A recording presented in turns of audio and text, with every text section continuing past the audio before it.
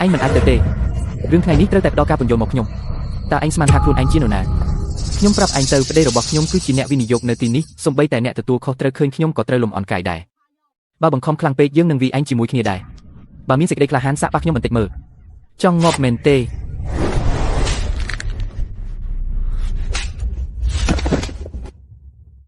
ហ៊ានវាយយើងផងអីចាំមើលទៅប្តីសម្លាញ់ខ្ញុំត្រូវគេវាយហើយតើឯងជានរណាហ៊ានទាំងវិភរិយារបស់ប្រធានលេីទៀតផងខ្ញុំគឺលីនសៀនតាមពិតឯងគឺជាកូនប្រសារឥតប្រយោជន៍របស់គ្រួសារស៊ូសោះប្រញាប់លុតជង្គង់សុំទោសលោកស្រីលេីភ្លាមមិនអញ្ចឹងទេពេលប្រធានលេីមកដល់ឯងនឹងគ្មានលទ្ធផលល្អឡើយគឺពួកគេជាអ្នកចាប់ដើមមុនតើហើយយ៉ាងម៉េចមនុស្សឥតពូជគ្មានម៉ែប្រដៅបែបនេះមិនសមនឹងនៅទីនេះជាមួយពួកយើងទេមនុស្សដូចជាឯង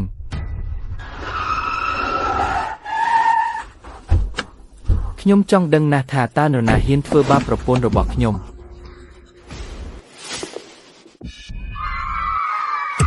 ប្តីសម្លាញ់ប្រញាប់សងសឹកឲ្យខ្ញុំនិងកូនប្រុសភ្លាមប្រធានលេីខ្ញុំគឺស៊ូប៊ីងយូជាអគ្គនាយិកានៃក្រុមហ៊ុនស៊ូស៊ីគ្រប់គ្រួសារស៊ូរបស់ឯងគ្មានតម្លៃស្មើនឹងឯងផងបើថ្ងៃនេះមិនលុតជង្គង់សុំទោសកូនប្រុសខ្ញុំទេយើងនឹងវាយគ្រួសារឯងទាំងមូលយកទៅចាក់បេតុងកូនស្រីមិនដឹងជាត្រូវទ្រាំរងការឈឺចាប់ប៉ុណ្ណាទេចាប់ពីពេលនេះទៅខ្ញុំនឹងសុំនៅអ្វីដែលបានជំពាក់កន្លងមកក្នុងរយៈពេល5ឆ្នាំនេះទាំងអស់ឥតប្រយោជន៍ការពីអំបញ្ញមិញក្រអឺតក្រទុំណាស់មែនទេបើមានសមត្ថភាពសាក់វាយយើងម្ដងទៀតមើល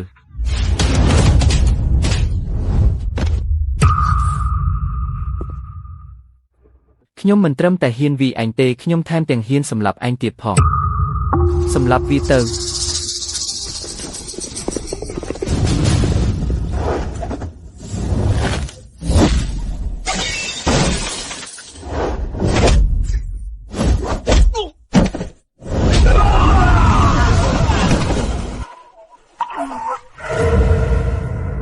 តាមពិតជាអ្នកមានក្បាច់គុណសោះមិនប្លែកទេដែលហ៊ានក្រអឺតក្រទុំបែបនេះ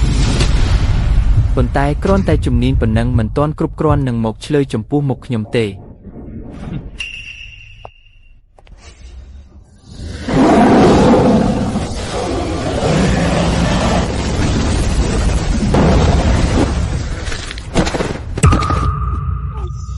នេះជា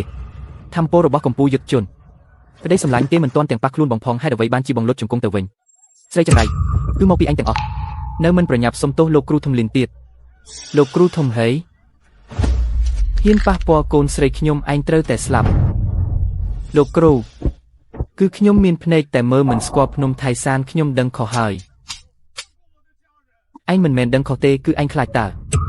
លីនសៀនតើឯងចង់សម្លាប់មនុស្សនៅចំពោះមុខវ៉ាន់វ៉ាន់មែនទេទៅឲ្យផុតអរគុណលោកគ្រូខ្លាំងណាស់តើឯងដឹងខ្លួនទេថាកំពុងធ្វើអ្វីតើឯងចង់ឲ្យវ៉ាន់វ៉ាន់មានឪពុកជាឃាតករមែនទេខ្ញុំគ្រាន់តែចង់ការពារអ្នកទាំងពីរតែប៉ុណ្ណោះការពារដែលឯងនិយាយគឺការប្រើអំពើហិង្សាដោះស្រាយបញ្ហានឹងហឹងប៉ុន្មានឆ្នាំនេះពេលដែលវ៉ាន់វ៉ាន់ត្រូវគេធ្វើបាបតើឯងនៅណាពេលកូនឈឺតើឯងនៅណាពេលកូនយំចង់បានប៉ាតើឯងនៅណាឥឡូវនេះមកធ្វើពុតជាមនុស្សល្អធ្វើអីប៊ីងយូចេញទៅមិនបាច់មកធ្វើពុតជាបារម្ភទេពូតើពូពិតជាប៉ារបស់កូនមែនទេវ៉ាន់វ៉ាន់ប៉ុន្មានឆ្នាំនេះគឺប៉ាមិនល្អទេដែលធ្វើឲ្យកូននិងម៉ាក់ត្រូវរងទុក្ខវេទនាតើកូនអាចអត់ទោសឲ្យប៉ាបានទេបើប៉ាបីម៉ាក់ឡើងឡានកូននឹងអត់ទោសឲ្យប៉ាយល់ពមអាមនុស្សឈួតលេងខ្ញុំភ្លាមប្តីសម្លាញ់ញ៉ាំបាយទៅអាមនុស្សចង្រៃលេងខ្ញុំចុះភ្លាម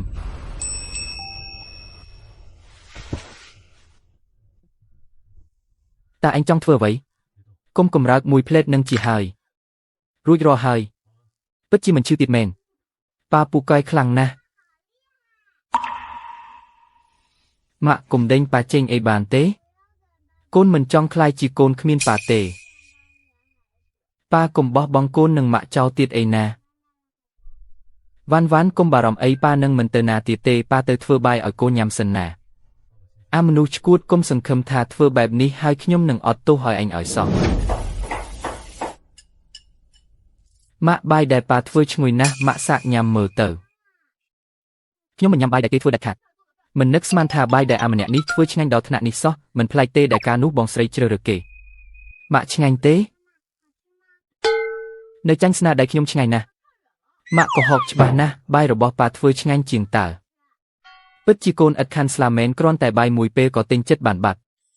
ប៉ាហត់នឿយហើយវ៉ាន់គួរឲ្យស្រឡាញ់ណាស់អាម្នាក់នេះហ៊ានប្រើស្លាបព្រីជាមួយខ្ញុំផងមែនទេប៉ាយប់នេះកូនចង់ឲ្យប៉ានិងម៉ាក់កេងកំដរកូនជាមួយគ្នា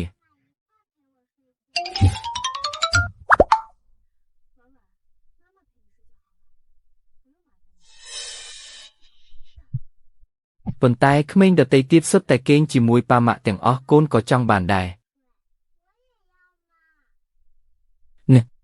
ក៏បានដែរវ៉ាន់ទៅមុនចុះម៉ាក់និងប៉ានឹងទៅតាមក្រោយអញ្ចឹងប៉ាម៉ាក់ប្រញាប់មកណាកុំគិតផ្ដេសផ្ដាស់ឲ្យសោះខ្ញុំគ្រាន់តែមិនចង់ឲ្យវ៉ាន់អស់សង្ឃឹមប៉ុណ្ណោះបើអញហ៊ានធ្វើអ្វីលើដែនកំណត់ខ្ញុំមិនលើកលែងឲ្យដាច់ខាតប៉ុន្មានឆ្នាំនេះពិបាកនាងហើយដែលធ្វើជាម្ដាយរបស់វ៉ាន់ប៉ុន្តែតើអ្នកអាចប្រាប់ខ្ញុំបានទេថាតើប៊ីងសៀស្លាប់ដោយរបៀបណាឲ្យប្រាកដមួយជីវិតនេះខ្ញុំគ្មានថ្ងៃប្រាប់ឯងដាច់ខាតខ្ញុំចង់ឲ្យឯងរស់នៅក្នុងវិបដិសារីអស់មួយជីវិតតើការស្លាប់របស់ប៊ីងសៀមានអាចកំបាំងអ្វីនៅពីក្រោយមែនទេ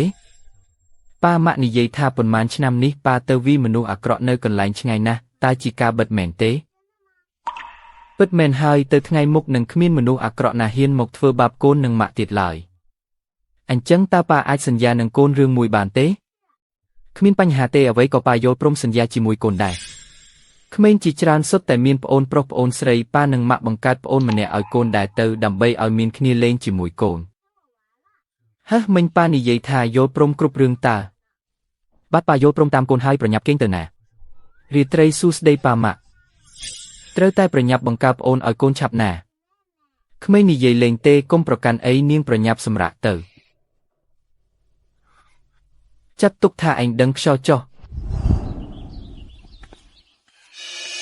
បងប្រាំតើយើងមកនេះដើម្បីសងសឹកអាម្នាក់នោះមែនទេសងសឹកក្បាលឯងអីចង់ងាប់គុំមកនាំទុកដល់យើង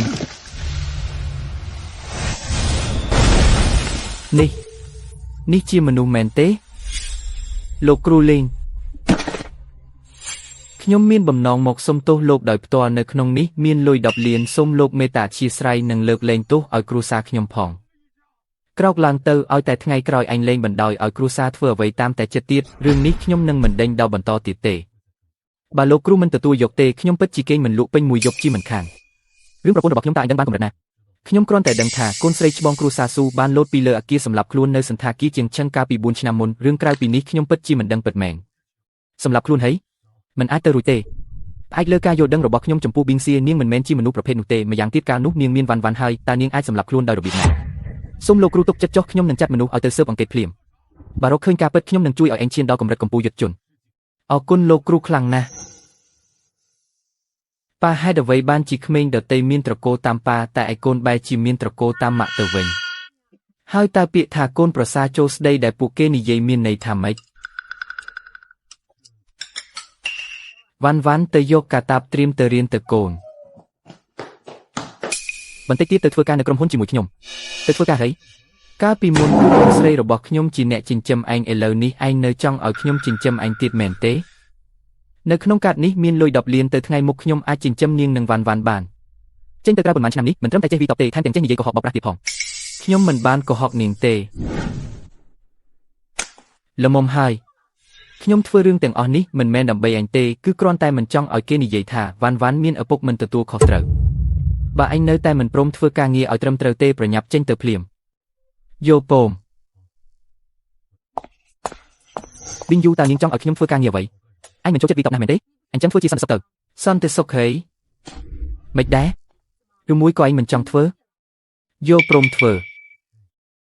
ខ្ញុំមិនយល់ព្រមទេ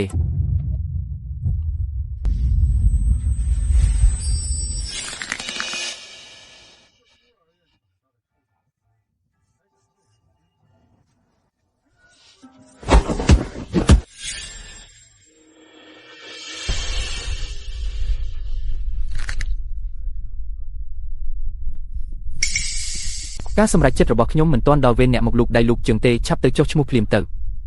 នឹកស្មានមិនដល់សោះថាប្អូនថ្លៃស្រីក៏មានជ្រុងខាងកាច់ឆ្នាស់បែបនេះដែរ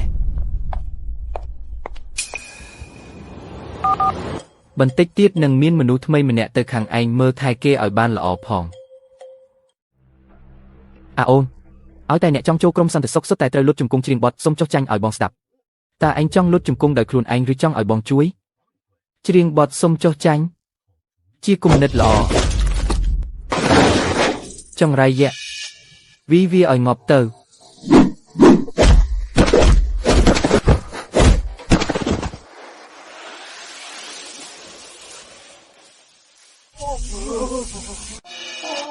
អូនបន្តិចទៀតទោះបីជាអញលុតជង្គង់ហើយអញថាឲ្យក៏អញមិនលើកលែងឲ្យដែរត្រូវឯងបង្ក្រាបបែបហ្នឹងពីរួមមិនចូលត្រចៀកសោះអ្នកបន្ទាប់ពួកឯងស៊ីបាយក្បាលអីទៅមនុស្សច្រើនយ៉ាងនេះបង្ក្រាបសម្រាមម្នាក់មិនបានផងឯងចង់ធ្វើអីហ្នឹងអូយនិយាយមកតើប៊ីងស៊ីវស្លាប់ដោយសារអ្វីឲ្យប្រាកដលោតពីលើអាគារសម្លាប់ខ្លួនបើមិននិយាយការពិតទេអញនឹងសម្លាប់អញឥឡូវនេះពិតជាលោតសម្លាប់ខ្លួនមែនបើមិនជឿទៅសួរស៊ូប៊ីងយូទៅការនោះគឺនាងជាអ្នករៀបចំសពលោកអាកានីយករងស៊ូលោកមិនអីទេហ៎ពួកសម្រាមអ្នកប្រុសចៅអាលីនសៀនត្រឡប់មកវិញហើយមិនត្រឹមតែស្និទ្ធស្នាលជាមួយស៊ូប៊ីងយូទេថែមទាំងពូកែវីតបទៀតផងឯងប្រញាប់មកភ្លាមមកហេតុអ្វីក៏ជាប់អីចឹងអាយខ្ញុំមិនបានឃើញអីទេចេញទៅក្រៅភ្លាមមិនធ្វើជាសន្តិសុខឲ្យស្រួលបួទេរត់ចុះរត់ឡើងធ្វើអីខ្ញុំគ្រាន់តែចង់មកសួរថាតើប៊ីងស៊ីវពិតជាសម្លាប់ខ្លួនមែនឬតើនាងកំពុងលាក់បាំងអ្វីខ្ញុំមែនទេចៅស៊ីយ៉ាងឯងមកធ្វើអីតើខ្ញុំចង់ធ្វើអ្វីនាងនៅមិនទាន់ដឹងទៀតឬចេញទៅអូនអញដឹងទេថាអញជាអ្នកណាអញគឺជាអ្នកប្រុសធំនៃត្រកូលចៅតម្លៃបារេស៊ីកាមួយដើមនេះគឺល្មមនឹងទិញជីវិតអញបានហើយ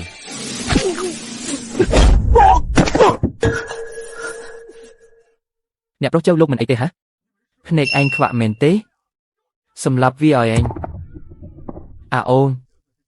នេះជាស្ដេចប្រដាល់ក្រោមដីនៃទីក្រុងជើងឈឹងថ្ងៃនេះឯងងាប់ជាមិនខានសម្រាមងើបឡើងទៅសម្លាប់វាឲ្យអញលោកគ្រូសូមមេត្តាលើកលែងទោសផងឯង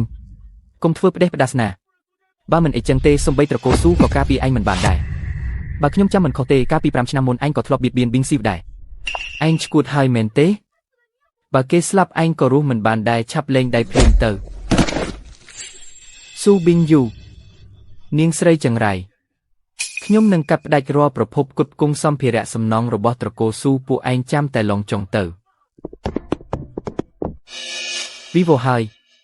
ស្អែកនេះគឺជាសន្និសីទចលនាត្រពហើយដោយសារតែអំណាចរបស់ត្រកូលជើអ្នកគុតគង់ទាំងនោះច្បាស់ជាគ្មានអ្នកណាហ៊ានបញ្ជូនទំនិញឲ្យយើងឡើយ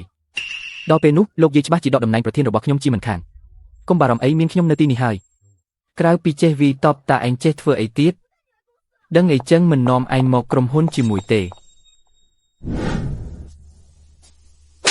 សំបីតែក្មេងម្នាក់ក៏វាមិនឈ្នះដែរតើឯងជាស្ដេចប្រដាល់ឆ្កែក្បាលអីទៅអ្នកប្រុសចៅម្នាក់នោះយ៉ាងហោចណាស់ក៏ជាអ្នកក្បាច់គុណថ្នាក់ខ្ពស់ដែរសមត្ថភាពបន្តិចបន្តួចរបស់ខ្ញុំនេះអាចអួតបានតែចំពោះមនុស្សធម្មតាប៉ុណ្ណោះតែចំពោះមុខអ្នកក្បាច់គុណពិតប្រាកដគឺមិនល្មមនឹងភ្នែកគេទេអ្នកប្រុសចៅខ្ញុំមើលថាលេហ៊ូនៃសមាគមខ្លាខ្មៅគឺជាអ្នកក្បាច់គុណលំដាប់កំពូលបើមានគេចេញមុខច្បាស់ជាគ្មានបញ្ហាឡើយបងហ៊ូ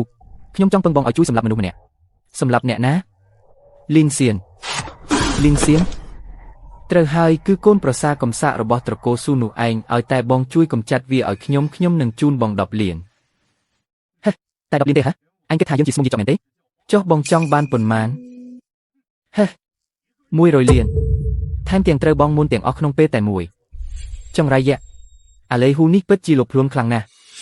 អ្នកប្រុសចៅឲ្យតែអាលីនសៀនស្លាប់ទៅបូករួមទាំងលោកកាត់ផ្ដាច់ប្រភពគុតគង់ទៀតស៊ូប៊ីងយូនិងត្រកូលស៊ូគង់តែជារបស់លោកដដែលតើនៅបារម្ភខ្លាចមិនបាន100លាននោះមកវិញអីមានហេតុផលយោពមខ្ញុំនឹងផ្ទេរលុយឲ្យលើនេះសង្ឃឹមថាលោកប្រធានលេងនឹងមិនធ្វើឲ្យខ្ញុំខកបំណងឡើយ អាល្ងង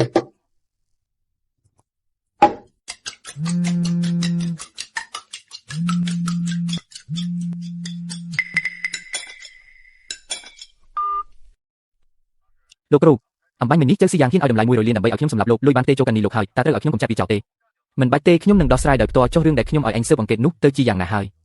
សូមលោកគ្រូទុកពេលឲ្យខ្ញុំប៉ុន្មានថ្ងៃទៀតខ្ញុំនឹងថាត្រកូលជើបានសហការជាមួយអ្នកលក់សម្ភារៈសំណង់ទាំងអស់ក្នុងទីក្រុងជាងឈឹងដើម្បីកម្ចាត់ត្រកូលស៊ូប្រសិនបើលោកគ្រូមិនយល់ទាស់ទេខ្ញុំនឹងឲ្យគេរៀបចំកិច្ចសន្យាផ្គត់ផ្គង់សម្ភារៈសំណង់ឲ្យត្រកូលស៊ូដោយឥតគិតថ្លៃចាប់ពីពេលនេះទៅឯងចាត់ចែងតាមការគួរចុះ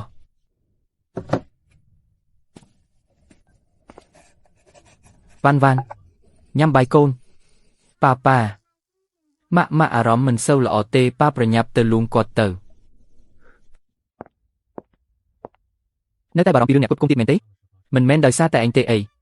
ពេលនេះគ្មានប្រភពគ្រប់គ្រងទេការដ្ឋានសំណង់ចិត្តត្រូវផ្អាកដំណើរការហើយញ៉ាំបាយសិនទៅរឿងនោះត្រូវបានដោះស្រាយរួចរាល់ហើយបើមិនអួតច្បាស់ជាដាច់ខ្យល់ស្លាប់មែនទេប៉ាម៉ាក់ហេតុអីក៏មកទីនេះបើពួកយើងមិនមកទេក្រុមហ៊ុនច្បាស់ជាត្រូវវិនិច្ឆ័យដោយសារដៃកូនស្រីឯងហើយប៉ាកុំប្រញាប់អីកូនកំពុងរកវិធីដោះស្រាយហើយតើកូនស្រីឯងមានវិធីអីទៅត្រកូលជើគឺជាអ្នកដឹកនាំក្នុងវិស័យសម្ភារៈសំណង់នៃទីក្រុងជាងឈឹងតែគេនិយាយមួយម៉ាត់តើមានអ្នកណាហ៊ានផ្គត់ផ្គង់ឲ្យយើងមកពីឯងជាផ្កាយចង្រៃការនោះរត់ចោលទៅហើយហេតុអីមិនងប់នៅខាងក្រៅទៅនៅមានមុខត្រឡប់មកវិញទៀតចង់ឲ្យអញរលាកស្លាប់មែនទេពិតជាអាសម្រាមមែនមិនប្រញាប់ទៅដុសបង្គន់ទេ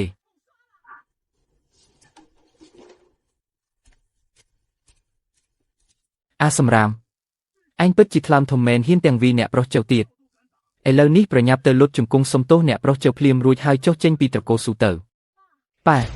លីនសៀនពិតជាបានវីចៅស៊ីយ៉ាងមែនប៉ុន្តែគេបៀតបៀនកូនជាច្រើនលើកច្រើនសារតើអ្នកប្រុសចៅមិនសមនឹងកូនត្រង់ណាបើកូនព្រមតាមគេតាំងពីដំបូងម្លេះសំគ្មានរឿងកាត់ផ្ដាច់ទំនិញឡើយទោះបីជាកូនស្លាប់ក៏មិនព្រមរៀបការជាមួយគេដែរមីកូនចង្រៃចង់បះបោមែនទេខ្ញុំទ្រាំនឹងអ្នកឯងយូរហើយល្អណាស់អាសម្រាមបាត់មុខប៉ុន្មានឆ្នាំនេះខ្លាំងពូកែជាងមុនផងតើអញគិតថាអញចង់ត្រូវវីទៀតហើយលោកយាយកូនសុំអង្វរគុំវីប៉ាអីអ្នកណាជាយាយរបស់ហែង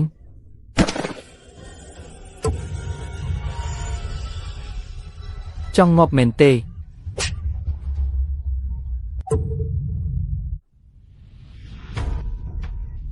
អញហ៊ានវីអញផង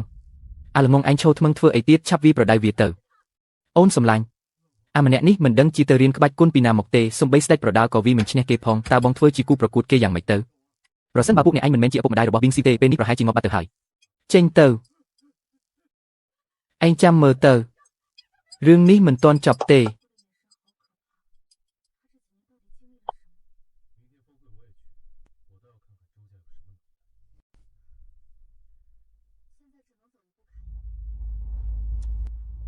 បងថ្លៃទៅថ្ងៃមុខពួកយើងគឺជាគ្រួសារតែមួយហើយបងជួយមើលថែខ្ញុំផងណាស៊ូមីងហួយអញជាអាជនក្បត់បំផ្លាញផ្ទះខ្លួនឯងលីនសៀនអ្នកប្រុសចៅមិនមែនលោកបានពឹងបងហ៊ូឲ្យកំចាត់វាចោលហើយទេហីប្រហែលជាបងហ៊ូវល់ខ្លាំងពេកទើបមិនទាន់មានពេលចាត់ការអ្នកប្រុសចៅ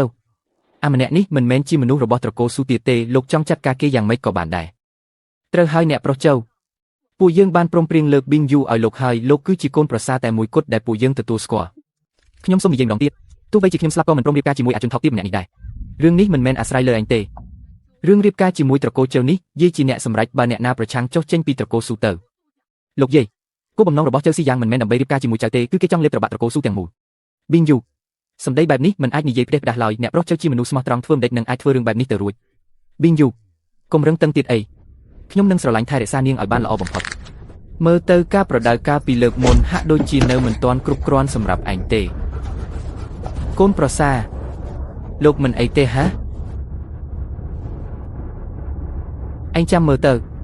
អញនឹងទេទៅបងហ៊ូឥឡូវនេះមិនបាច់ទេបងហ៊ូជួយសម្លាប់វាឲ្យខ្ញុំភ្លាមអាហ្វ្រៃអញសម្លាប់ឯងមុនគេបងហ៊ូតើបងមានន័យថាម៉េចអញហ៊ានទាំងមករករឿងលោកគ្រូលីនផង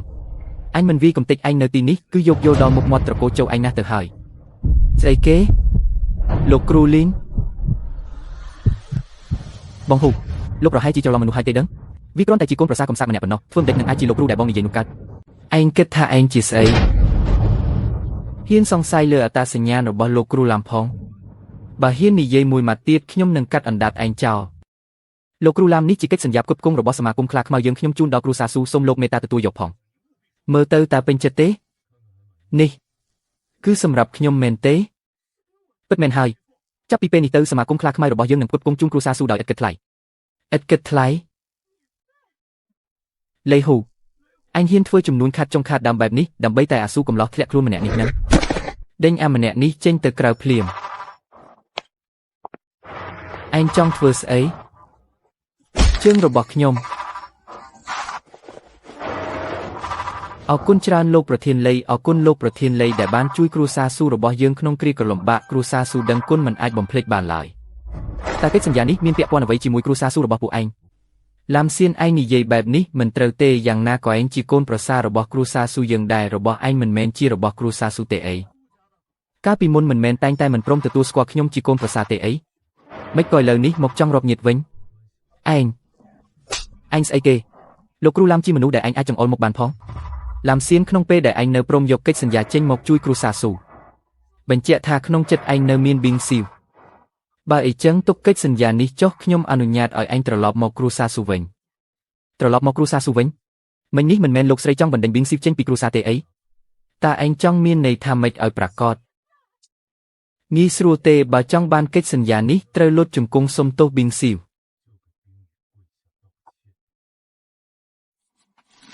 ប្រហើន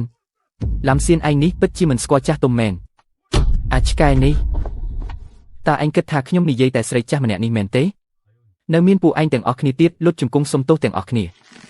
ស្រីចាស់បើគ្មានកិច្ចសន្យានេះទេការដ្ឋានសំណងរបស់គ្រួសារស៊ូរបស់ពួកឯងនឹងត្រូវផ្អាកនៅថ្ងៃស្អែកពេលដែលប្រាក់ពិន័យខុសកិច្ចសន្យាធ្លាក់មកយ៉ាងហោចណាស់ក៏រាប់រយលានដែរដល់ពេលនោះពួកឯងរងចាំតែការរសាយធនទៅរាប់រយលានម៉ាក់គ្រួសារស៊ូរបស់យើងមិនអាចដួលរំបានទេបើគ្រួសារស៊ូចប់ហើយតើឲ្យខ្ញុំរស់នៅយ៉ាងម៉េចទៅឡាំសៀនឯងពិតជាមានល្បិចក៏ល្អមែនគុំនិយាយច្រើនមិនលុតជង្គង់ក៏គ្រួសារស៊ូខ្សែធនដែរគ្រឹះស្ថាន3ចំនួនរបស់គ្រួសារស៊ូខ្ញុំពេលនេះបែរជាត្រូវលុតជង្គង់ដើម្បីសេចក្តីសុខទៅវិញខ្ញុំពិតជាខ្មាស់ស្បុកបរោះណាស់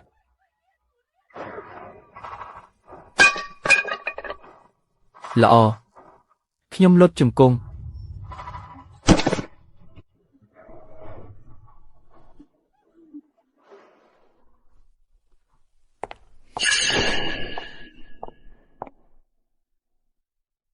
គិតមើលទៅមិញនេះស្រីចាស់ម្នាក់នេះចង់បណ្ដេញអូនចេញពីគ្រួសារស៊ូថែមទាំងបង្ខំឲ្យអូនរៀបការជាមួយជើស៊ីយ៉ាងទៀតហើយនៅមានពួកឯងទៀតនៅមិនប្រញាប់លុតជង្គង់ទៀតឬមួយក៏ពួកឯងចង់ឃើញគ្រួសារស៊ូខ្សែធនមែនទេ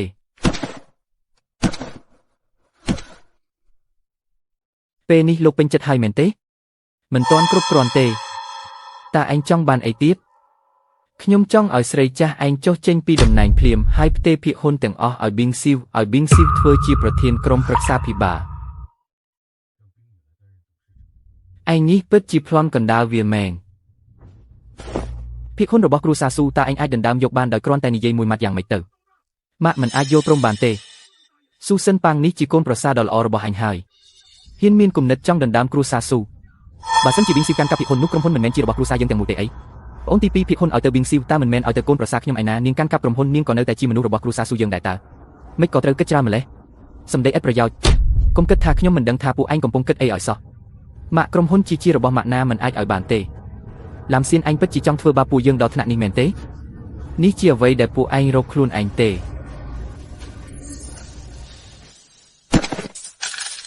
ម៉ាក់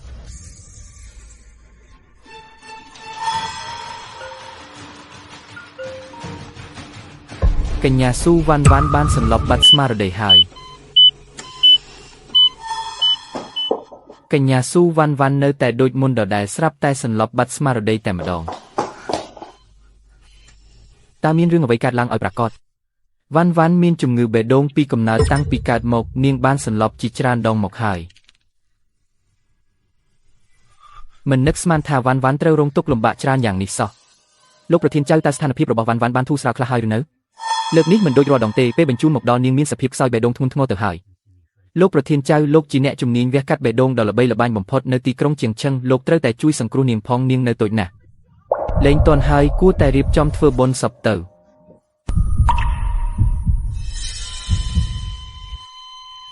វ៉ាន់វ៉ាន់ភ្ញាក់ឡើងកូនម៉ាក់នៅទីនេះវ៉ាន់វ៉ាន់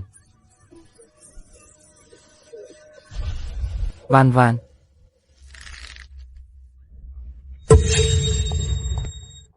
ីងស៊ីវកុំបារម្ភអីវ៉ាន់វ៉ាន់នៅមានសង្ឃឹមសង្គ្រោះបានឯងនិយាយឈួតស្អីហ្នឹងមិនឃើញថាបេះដូងរបស់នាងឈប់លោតទៅហើយទេអីលើកលែងតែទេវតាចុះមកជួយបើមិនអីចឹងទេគ្មាននរណាអាចជួយនាងបានឡើយខ្ញុំថាសង្គ្រោះបានគឺពិតជាសង្គ្រោះបានភ្ញាក់ឡើង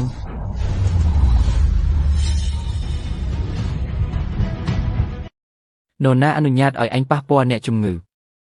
បន្តិចទៀតមន្ទីរពេទ្យចេញរបាយការណ៍កសវិច័យសពពួកឯងជាសាច់ញាតិត្រូវទទួលខុសត្រូវដោយខ្លួនឯងតើឯងឈួតហើយមែនទេវ៉ាន់វ៉ាន់បានស្លាប់ទៅហើយមិនក៏ឯងមិនព្រមឲ្យនាងទៅបានសុខទៀតខ្ញុំកំពុងតែជួយសង្គ្រោះវ៉ាន់វ៉ាន់តើខ្ញុំធ្វើជាគ្រូពេទ្យរាប់សិបឆ្នាំមកហើយមិនដែលធ្លាប់ឃើញវិធីសង្គ្រោះមនុស្សបែបនេះសោះលោកមិនដែលឃើញមិនមែនមានន័យថាគ្មាននោះទេ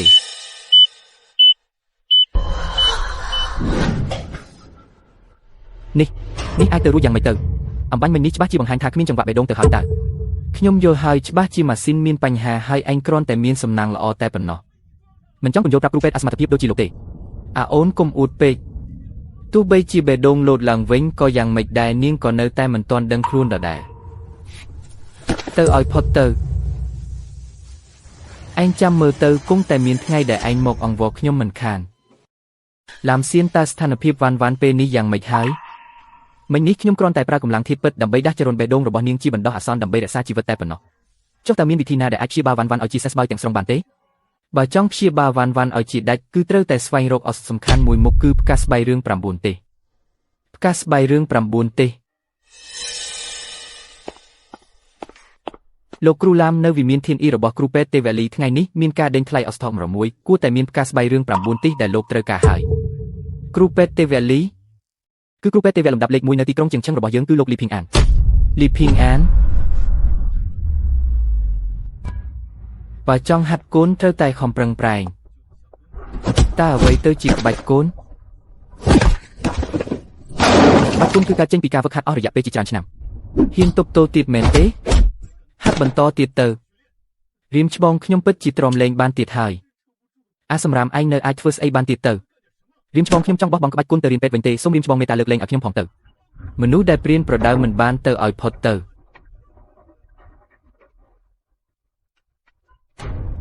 មិននឹកស្មានថាប្អូនធေါ်ក៏នៅទីក្រុងជាងឆឹងដែរខ្ញុំចង់ដឹងណាស់ថាស្នាដៃព្យាបាលជំងឺរបស់គេខ្លាំងពូកែដល់កម្រិតណាហើយ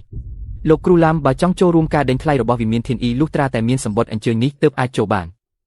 សៀវភៅក្បាច់គុណនេះខ្ញុំប្រគល់ជូនលោកហើយអរគុណច្រើនលោកគ្រូអស់នៅក្នុងវិមានធានអ៊ីសុទ្ធតែមានតម្លៃកាត់ថ្លៃមិនបានតើឲ្យយើងទៅរកលុយច្រើនពីណាមកលោកគ្រូនៅក្នុងនេះមាន100លានសូមលោកគ្រូមេត្តាទទួលយកផងមិនបាច់ទេ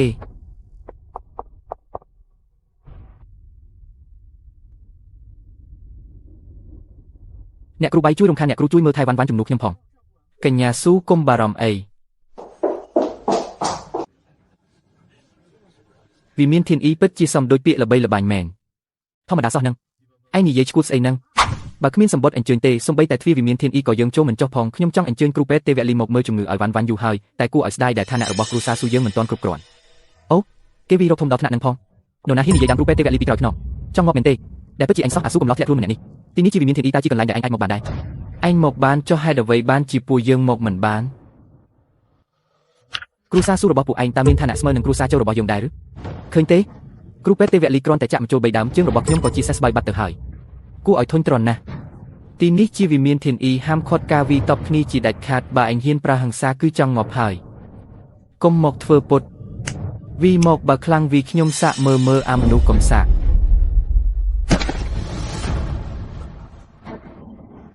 អញហ៊ានវីខ្ញុំផងវិមានធានអ៊ីមិនលើកលែងឲ្យអញជាដាច់ខាតមកបង្កបញ្ហានៅក្នុងវិមានធានអ៊ីរបស់ខ្ញុំចង់ងាប់មែនទេ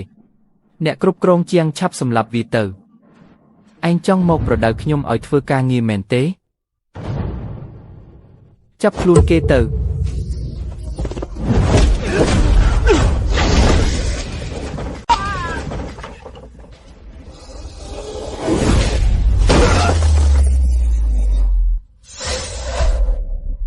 ឲ្យលីភីងអានចេញមកជួបខ្ញុំហ៊ានណាស់ហើយឈ្មោះលោកម្ចាស់ចំចង់ងាប់មែនទេនរណាស្វែងរកខ្ញុំនឹង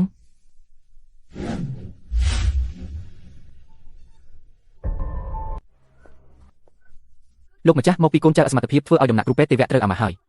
គ្រូពេទ្យទេវៈលីអាម្នាក់នេះហ៊ានមកបង្កបញ្ហានៅក្នុងដំណាក់គ្រូពេទ្យទេវៈ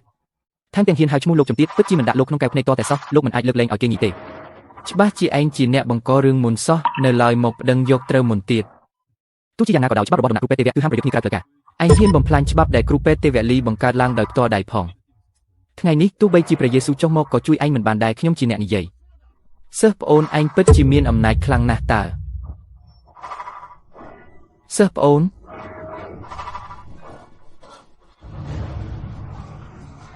ច្បាប់ឈួតលប់អីហ្នឹងច្បាប់របស់សិស្សច្បងខ្ញុំទើបជាច្បាប់ពិតប្រាកដឲ្យតែគាត់សប្បាយចិត្តទោះបីជាវាកំទេចដំណាក់គ្រូពេទ្យទេវៈនេះចោលក៏ខ្ញុំស្ម័គ្រចិត្តដែរគ្រូពេទ្យទេវៈលីលោកហៅគេថាម៉េចហ្នឹងសិស្សច្បងគង់នៅជាន់លើសូមទទួលការគោរពពីសិស្សប្អូនផងឬមួយក៏គាត់ជាសិស្សច្បងដែលគ្មានគូប្រៀបដែលលោកម្ចាស់តែងតែនិយាយដល់នោះសិស្សប្អូនការសំពះនេះខ្ញុំមិនហ៊ានទទួលទេឯងជាម្ចាស់ដំណាក់គ្រូពេទ្យទេវៈដ៏ល្បីល្បាញឬមួយចង់ឲ្យខ្ញុំលុតជង្គង់សំពះឯងវិញសិស្សច្បងខេតសេខ្ញុំខុសហើយសូមកុំខឹងនឹងខ្ញុំអីគ្រូពេទ្យទេវៈលីលោកច្រឡំហើយមែនទេគេគ្រាន់តែជាកូនប្រសារស្នាក់នៅផ្ទះខាងស្រីរបស់ត្រកូលស៊ូសោះមិនក៏អាចជាឯងជាក្បាលអាណាហ៊ានមកប្រមាថសិស្សច្បងរបស់ខ្ញុំសិស្សប្អូនឯងពិតជាព្យាបាលមនុស្សមិនរើសមុខមែនជើងរបស់គេគឺខ្ញុំជាអ្នកវាឲ្យបាក់ដោយផ្ទាល់ដៃសិស្សច្បងសូមកុំខឹងអីសិស្សប្អូនដឹងថាត្រូវធ្វើដូចម្ដេចហើយគ្រូពេទ្យទេវៈលីលោកចង់ធ្វើអ្វីហ្នឹងក្នុងពេលដែលខ្ញុំអាចព្យាបាលឯងឲ្យជាបានខ្ញុំក៏អាចកំទេចឯងបានដូចគ្នាសិស្សច្បងធ្វើបែបនេះតើលោកពេញចិត្តឬនៅឈប់ទៅថ្ងៃនេះខ្ញុំមកគឺដើម្បីផ្កាមុទិតា10ទេតើសិស្សច្បងចង់បានកាមុទិតា10ទីយកទៅធ្វើអ្វីដើម្បីសង្គ្រោះមនុស្សដែលសិស្សច្បងចេញមុខសង្គ្រោះពិតជាមិនធម្មតាឡើយខ្ញុំនឹងទៅជាមួយលោកឥឡូវនេះលីនសៀនតើឯងពិតជាអ្នកណាឲ្យប្រាកដលីនសៀន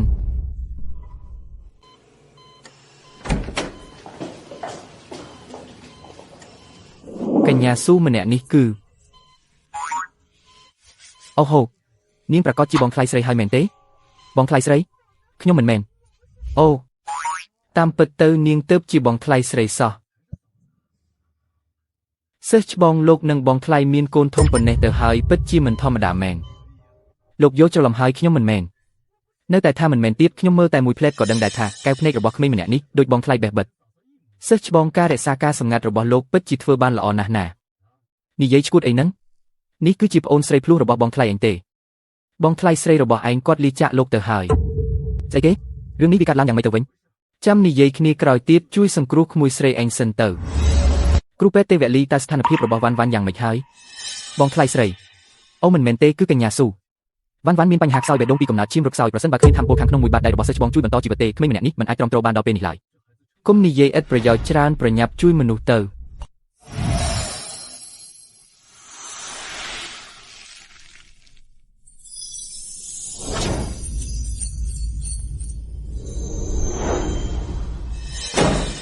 ជប់ភ្លាមតើឯងជាអ្នកណានរណាអនុញ្ញាតឲ្យឯងមកចាក់បញ្ចូលវិទ្យាសាស្ត្រនៅទីនេះតើឯងទៅរកគ្រូពេទ្យគ្មានសញ្ញាបត្រមកពីណាហ្នឹងបើមានគ្រោះថ្នាក់ដល់ជីវិតមន្ទីរពេទ្យមិនទទួលខុសត្រូវឡើយប្រធានចៅម្នាក់នេះគឺគ្រូពេទ្យទេវៈលីភីងអានចង់មកបោកប្រាស់នរណាមនុស្សអស្ចារ្យដូចជាគ្រូពេទ្យទេវៈលីតើពួកឯងមានសមត្ថភាពឯណាទៅអញ្ជើញគាត់បានតើលោកស្គាល់គ្រូពេទ្យទេវៈលីដែរឬរឿងហ្នឹងវាច្បាស់ហើយខ្ញុំគឺជាសិស្សរបស់គ្រូពេទ្យទេវៈលីហើយអ្វីបានជាខ្ញុំមិនដែលដឹងថាមានសិស្សមានសិលធម៌ដូចឯងអញ្ចឹងឯងហ៊ានជេរខ្ញុំផងជេរឯងមានបញ្ហាអីគ្រូពេទ្យទេវៈលីតើនរណាឲ្យសេចក្តីក្លាហានដល់ឯងមកបន្លំធ្វើជាសិស្សរបស់ខ្ញុំគ្រូពេទ្យទេវៈលីថ្ងៃក្រោយខ្ញុំពិតជាមិនហ៊ានទៀតទេសូមគ្រូពេទ្យទេវៈលីលើកលែងទោសឲ្យខ្ញុំម្ដងនេះផងទៅឲ្យឆ្ងាយទៅអរគុណច្រើនគ្រូពេទ្យទេវៈលី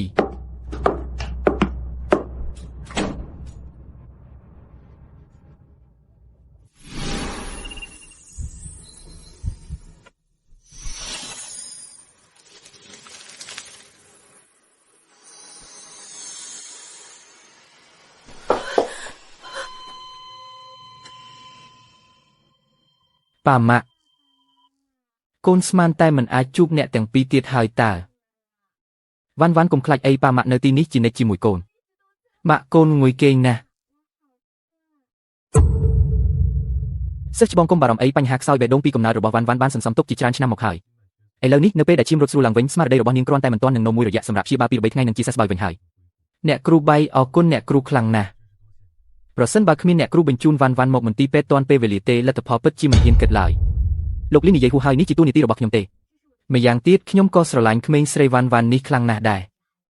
កូនក៏ស្រឡាញ់អ្នកគ្រូបៃដែរហើយក៏ស្រឡាញ់ម៉ាក់ដូចគ្នា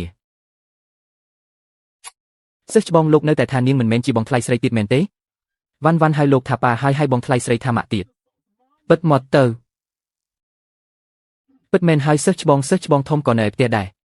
ខ្ញុំទៅគេងខាងក្រៅហើយមិនអីទេគេងនៅទីនេះទៅកុំគិតច្រើនអីបើមានរឿងអីកើតឡើងចំពោះវ៉ាន់នៅពេលយប់យ៉ាងហោចណាស់ក៏មានលោកនៅទីនេះដែរបាទប៉ាម៉ាក់ធ្ងន់ខ្លាំងណាស់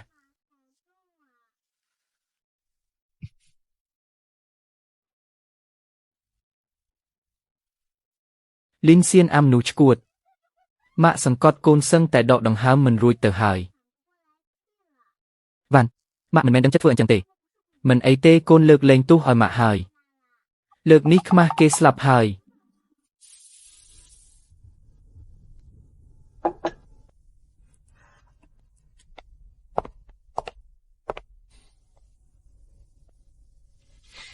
ថ្ងៃនេះខ្ញុំមានកម្មវិធីជួបជុំមិត្តរួមថ្នាក់មិនញ៉ាំបាយនៅផ្ទះទេល្អណាស់បើម៉ាក់មិនញ៉ាំទេកូននឹងញ៉ាំម្នាក់ឯងឲ្យអស់តែម្ដងចាំខ្ញុំជូនទៅវ៉ាន់នៅផ្ទះញ៉ាំបាយឲ្យច្រើនណាស់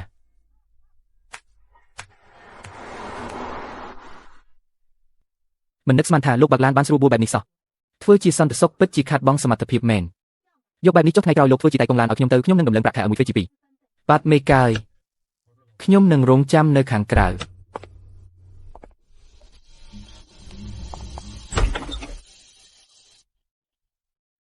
ប៊ីងយូប្រញាប់អង្គុយចុះមកចុះអ្នកផ្សេងទៀតនៅណាអស់ហើយពួកគេប្រាប់ថាស្ទះផ្លូវនឹងមកដល់យឺតបន្តិចខ្ញុំលើមកថាបងថ្លៃដែលជាកូនប្រសាស្នាក់នៅផ្ទះខាងស្រីម្នាក់នោះត្រឡប់មកវិញហើយមែនទេតើនាងចង់មានន័យថាម៉េចថែមទាំងរស់នៅជាមួយនាងទៀតផងនាងពិតជាល្ងងខ្លាំងណាស់ដឹងទេ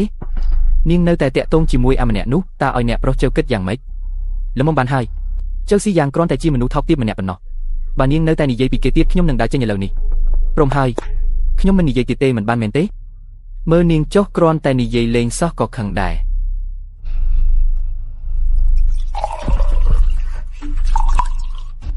តោះញ៉ាំស្រាមួយកែវនេះចាត់ទុកជាការសុំទោសរបស់ខ្ញុំទៅចុះ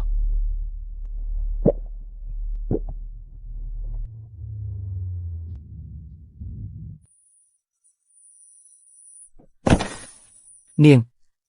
ហ៊ានដាក់ថ្នាំខ្ញុំផងស៊ូប៊ីងយូកុំបន្ទោសថាខ្ញុំគ្មានចិត្តមេត្តាអីមកពីអ្នកប្រុសជើជាអ្នកបង្គាប់មកនឹងណាទោះបីជាមិនបានចិត្តរបស់នាងក៏គេត្រូវតែបានខ្លួនប្រាណរបស់នាងដែរ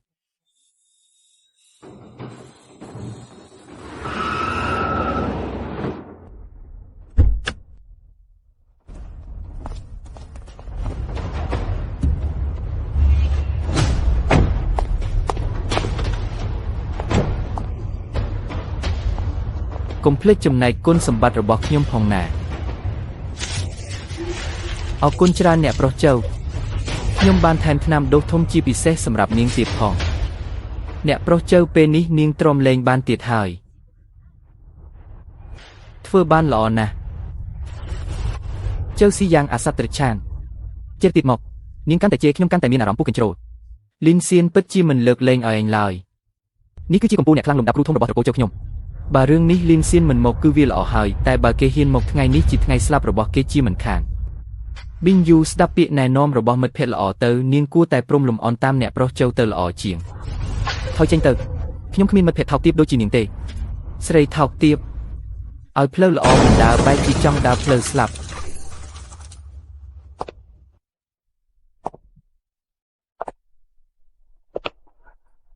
ឯងចង់ងាប់មែនទេលីនសៀនឯងមកបានល្អណាស់រឿងគំនុំចាស់និងថ្មីទាំងអស់ត្រូវគិតគូរគ្នានៅថ្ងៃនេះតែម្ដងគ្រាន់តែឯងនឹងអាហេមានម្ចាស់ក្បាច់គុណគ្រូសាជើរបស់ខ្ញុំនៅទីនេះតែម្រាមដៃមួយក៏អាចកំទេចឯងឲ្យងាប់បានដែរហ៊ានណាស់មកបំផ្លាញអារម្មណ៍សប្បាយរបស់លោកប្រុសជើស្វែងរកក្តីស្លាប់មែនទេ ពូសុនទុកជីវិតឲ្យវាចុះខ្ញុំចង់ឲ្យវាមើលខ្ញុំលេងជាមួយប្អូនស្រីខ្លាយរបស់វាលោកប្រុសចៅកុំបារម្ភអីមានតែប៉ុណ្្នឹងទេពូសុនខ្ញុំចង់មានន័យថាទុកជីវិតឲ្យវាពាក់កណ្ដាលមិនមែនឲ្យពូប្រណីដៃឲ្យវាទេខ្សោយពេកហើយ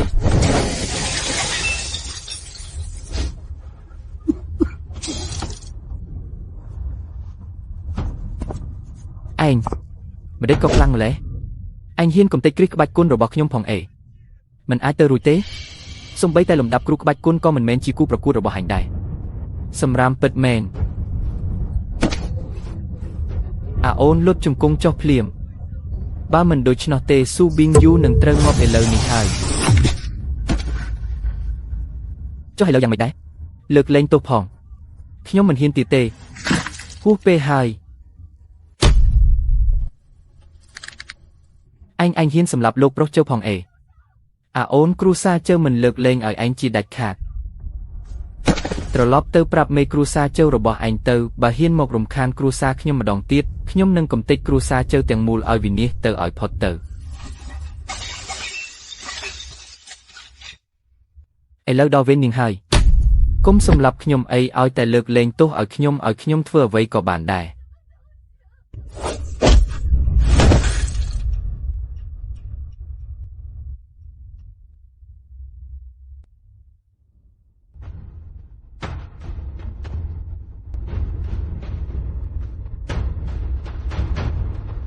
ពលថ្នាំសម្រាប់ខ្លាំងណាស់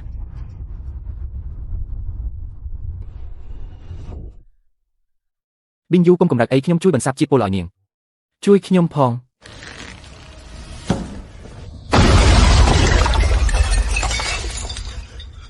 លីនសៀនអញហ៊ានសម្លាប់កូនប្រុសខ្ញុំផងអេខ្ញុំចង់ឲ្យអញសងជីវិតកូនប្រុសខ្ញុំវិញលោកម្ចាស់សូមគិតពិចារណាឡើងវិញកម្លាំងរបស់លីនសៀននោះសូម្បីតែមួយក្បាច់ក៏ខ្ញុំទុកមិនចប់ផងបើលំដាប់គ្រូក្បាច់គុណមិនគ្រប់គ្រាន់ទេអញ្ចឹងលំដាប់កម្ពុជាគ្រូក្បាច់គុណទៅចុះបំណងរបស់លោកម្ចាស់គឺចង់និយាយពីឈិនថៃនៃក្រុមហ៊ុយឈីងសឹងមែនទេមិនខុសទេឈិនថៃគឺជាកម្ពុជាគ្រូក្បាច់គុណដំណាក់កាលចុងក្រោយទៅហើយសម្រាប់លីនសៀនគឺងាយស្រួលដូចបកចេកអញ្ចឹងប៉ុន្តែឈិនថៃម្នាក់នេះមានល្បិចកលណាស់តើគេព្រមចេញមុខជំនួសយើងដោយរបៀបណាគ្រូសាស៊ូនោះបានបង្កចំនួនជាមួយឈីងសឹងរួចហើយឈិនថៃនឹងចេញដៃដោយខ្លួនឯងមិនខាន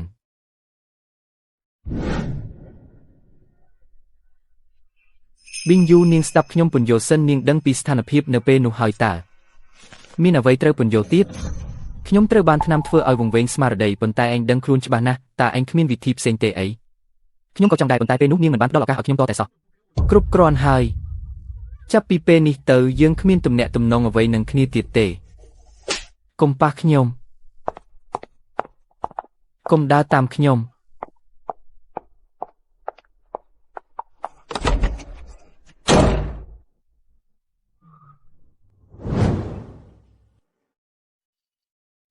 ប៉ាឆ្លោះគ្នាជាមួយម៉ាក់មែនទេអត់ទេកូនមើលដឹងតើប៉ាឆាប់លួងម៉ាក់ទៅវ៉ាន់ញ៉ាំបាយឲ្យស្រួលបួលទៅកូនអាកេនាយកស៊ូមិនស្រួលទេអ្នកភូមិម៉ាំងឈុនកំពុងតែនាំគ្នាបង្កចលាចលរឿងរស់រើផ្ទះសម្បែងពួកយើងចិត្តទប់សភាពការមិនចប់ហើយខ្ញុំទៅទីនោះឥឡូវនេះហើយវ៉ាន់លេងម្នាក់ឯងនៅផ្ទះណាប៉ាទៅជួយម៉ាក់សិនបានទេកូនប៉ាប្រញាប់ទៅលួងម៉ាក់ឲ្យបាត់ខឹងទៅ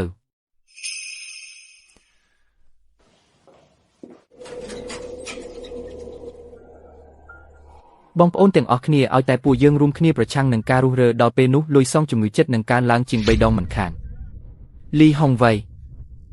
សំណងដែលក្រុមហ៊ុនស៊ូផ្ដល់ឲ្យគឺខ្ពស់ជាងគេបំផុតនៅក្នុងទីក្រុងនេះទៅហើយធ្វើជាមនុស្សកុំលោភលន់ពេកអីក្មេងស្រីដូចជានាងដឹងខ្យល់អីទៅឲ្យឆ្ងាយទៅក្រុមហ៊ុនស៊ូបានបញ្ជាក់ច្បាស់លាស់យូរហើយអំពីសំណងនេះការដែលនាងមកញុះញង់ឲ្យអ្នកភូមិបង្កចំនួនបែបនេះទីបំផុតគឺមានតែខូចខាតដល់ផលប្រយោជន៍រួមតែប៉ុណ្ណោះអាមនុស្សក្បត់ជាតិឯងឈប់ភ្លាម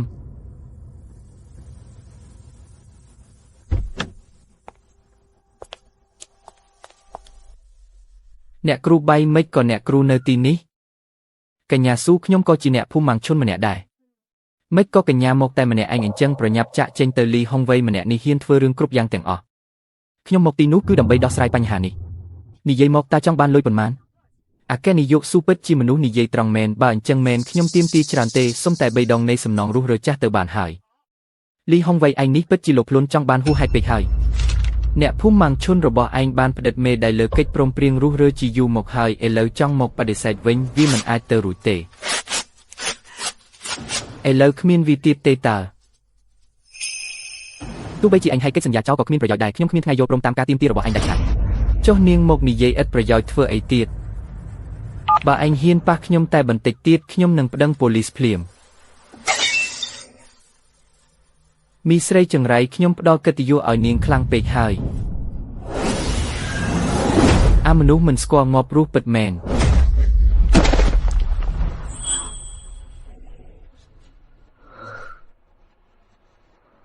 អញមកធ្វើអីនៅទីនេះខ្ញុំបារម្ភពីនាងអូនអញហ៊ានវាខ្ញុំផងទេដឹងទេថាខ្ញុំជាមនុស្សរបស់នរណាកុំឲ្យមុខក្រាស់ពេកអីទៅឲ្យផុតទៅចុះបើមិនចង់បានមុខមាត់មានរឿងអីដឹងទេថាឈ្មោះម៉ាំងឈុននេះបានមកពីណា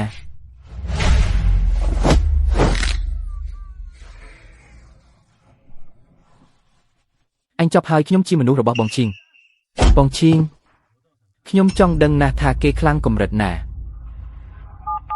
នេះជាការស្វែងរកក្តីស្លាប់ដោយខ្លួនឯងទេបងឈីងជួយខ្ញុំផងគឺកៅជីឈីងនៃក្រុមហ៊ុនឈីងសឹងមិនខុសទេបងឈីងគឺជាកម្ពុជាអ្នកខ្លាំងលំដាប់គ្រូក្បាច់គុនពួកឯងចាំតែញាប់ទៅលោកលីនលោកប្រញាប់ចាក់ចេញទៅល្អជាងក្រុមហ៊ុនឈីងសឹងមានអំណាចឥទ្ធិពលខ្លាំងណាស់នៅទីក្រុងជៀងឈឹងហើយពួកគេតែងតែធ្វើបាបគេឯងតាមចិត្តអ្នកដែលប្រឆាំងនឹងពួកគេគ្មានថ្ងៃបានសុខឡើយមានអំណាចឥទ្ធិពលខ្លាំងណាស់មែនទេមើលទៅមេឃនៅទីក្រុងជៀងឈឹងនេះដល់ពេលត្រូវបដូរហើយចិត្តងាប់ទៅហើយនៅតែហ៊ានអ៊ូទៀតចាំមើលបងឈីងមកដល់តើឯងនឹងដោះស្រាយយ៉ាងម៉េច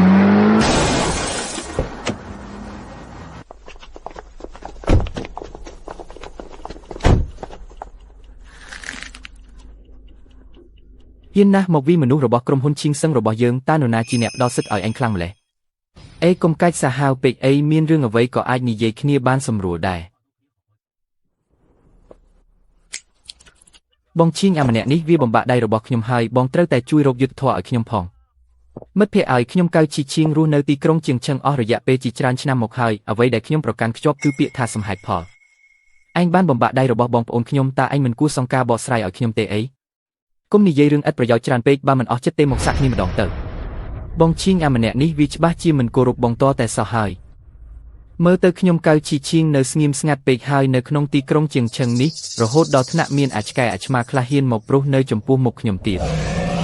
អូនជាតិក្រោយចាំមើលឲ្យច្បាស់ភ្នែកបន្តិចណា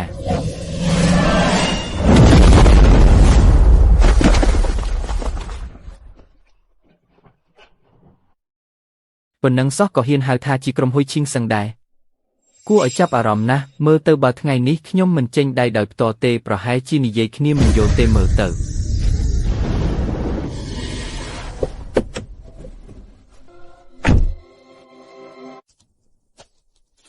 លោកគ្រូលីនសំបីតែកៅជីឈីងម្នាក់ក៏មិនបាច់រំខានដល់ដៃលោកគ្រូចេញតដែរទុកឲ្យកូនចៅម្នាក់នេះចេញមុខជំនួសវិញចុះលីហ៊ូមិនក៏គោរពអាម្នាក់នេះខ្លាំងម្ល៉េះ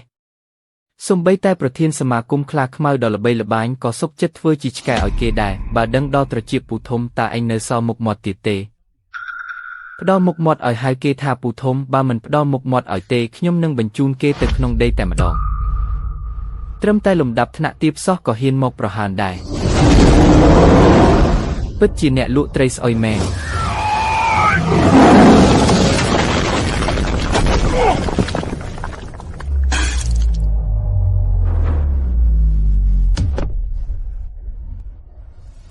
ឯងតើឯងបានឡើងដល់លំដាប់គ្រូក្បាច់គុនតាំងពីពេលណាអរគុណលោកគ្រូលីនដែលបានប្រគល់ក្បាច់គុនឲ្យខ្ញុំជាតិក្រោយជីវិតរបស់ខ្ញុំគឺជារបស់លោកគ្រូហើយអាអ្នកលក់ត្រីឯងហ៊ានមកបង្ករឿងជាមួយលោកគ្រូលីនផងពិតជាចង់ងាប់មែនហើយខ្ញុំជាមនុស្សរបស់ពូធំណាហ៊ានប៉ះខ្ញុំសាកមើលទៅមើល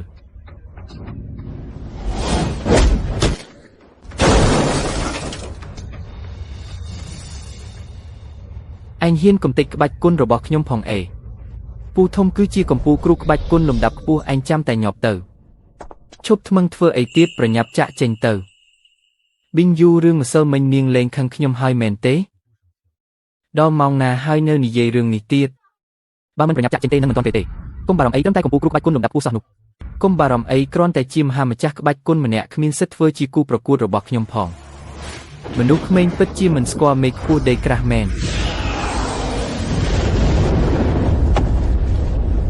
ឪពុកធម៌ពិតមកទៅខ្ញុំគ្មានកូនអសមត្ថភាពដូចជាឯងទេអាយុនៅក្មេងសោះបែរជាមានកម្រិតក្បាច់គុណខ្ពស់បែបនេះពិតជាគ្រាប់ពូជល្អមែនយល់ថាឯងជាក្មេងកំព្រាចៃដន្យឯខ្ញុំក៏គ្មានកូនប្រុសស្រីដែរឲ្យតែឯងលុតជង្គង់ចុះហើយហៅខ្ញុំថាឪពុកធម៌មួយម៉ាត់ខ្ញុំនឹងទទួលយកឯងហើយថែមទាំងឲ្យឯងធ្វើជាអគ្គនាយកនៃក្រុមហ៊ុន Khang Sheng ទៀតផងឪពុកធម៌ធ្វើបែបនឹងមិនកើតទៅអញកំពុងបង្រៀនខ្ញុំឲ្យធ្វើការមែនទេហេឲ្យខ្ញុំលុតជង្គង់ហៅលោកថាពុកអញ្ចឹងហេ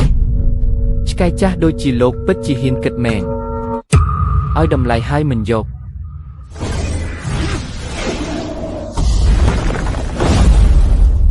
ចង់ប៉ះពាល់គ្រូលីងលុះត្រាតែកន្លងខ្លួនលីហួរខ្ញុំសិន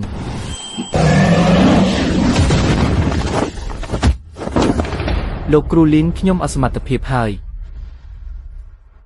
មិនអីទេលីងសៀនកុំពើងទ្រូងអីថ្ងៃនេះនឹងឲ្យឯងស្គាល់ពីភាពគួរឲ្យខ្លាចរបស់មហាម្ចាស់ក្បាច់គុណ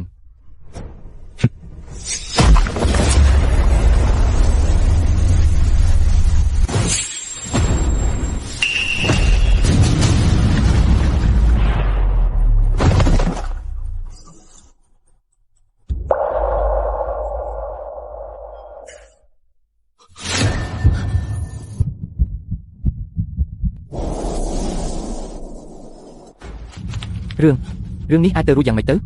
នៅទូទាំងទីក្រុងយ៉ាងឆេងគ្មានមនុស្សប៉ុន្មានអ្នកដែលអាចទទួលការវាយមួយបាតដៃរបស់លោកពូធំបានឡើយតើឯងជាបិសាចប្រភេទណាឲ្យប្រកាសទៅសមត្ថភាពប៉ុណ្ណឹងរបស់ពួកឯងសំបីតែដែមខាងរបស់លោកគ្រូលីនក៏ទប់មិនជាប់ផងឯងដល់កម្រិតកម្ពុជាមហាម្ចាស់ក្បាច់គុណហើយកម្រិតកម្ពុជាមហាម្ចាស់ក្បាច់គុណគេទើបតែអាយុប៉ុន្មានទៅកម្លាំងពិតរបស់គេប្រែជាខ្លាំងពូកែដល់ថ្នាក់នេះផង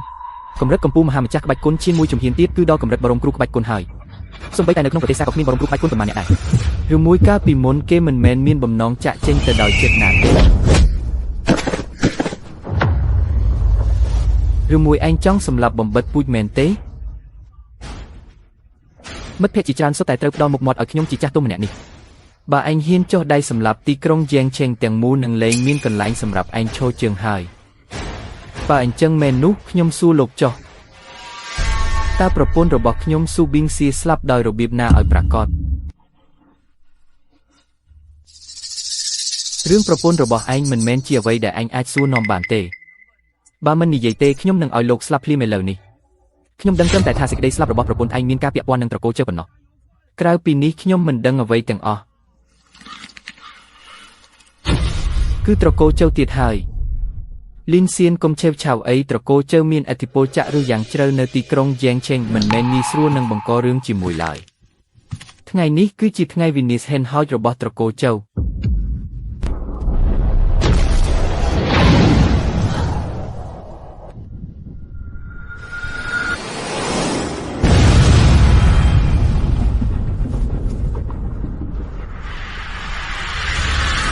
តើឯងជាអ្នកណាចេញទៅ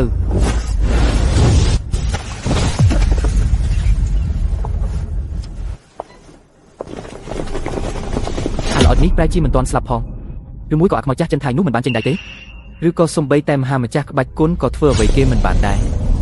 អាល្អិតឯងសម្លាប់កូនរបស់ខ្ញុំហើយហ៊ានចូលមកក្នុងត្រកូលជើរបស់ខ្ញុំទៀតផងថ្ងៃនេះទីនេះនឹងក្លាយជាកន្លែងកប់សពរបស់ឯងដឹងថាឯងមានកម្លាំងមិនធម្មតាប៉ុន្តែត្រកូលជើរបស់ខ្ញុំមានម្ចាស់ក្បាច់គុណជាច្រើនអ្នកព្រមលះបង់អាយុជីវិតដើម្បីបង្កើតសមរភូមិផ្សេងមកការពារនៅក្រោមបរមគ្រូក្បាច់គុណគឺគ្មានផ្លូវរស់រានមានជីវិតឡើយគ្រាន់តែសម្រាមទាំងនេះហេ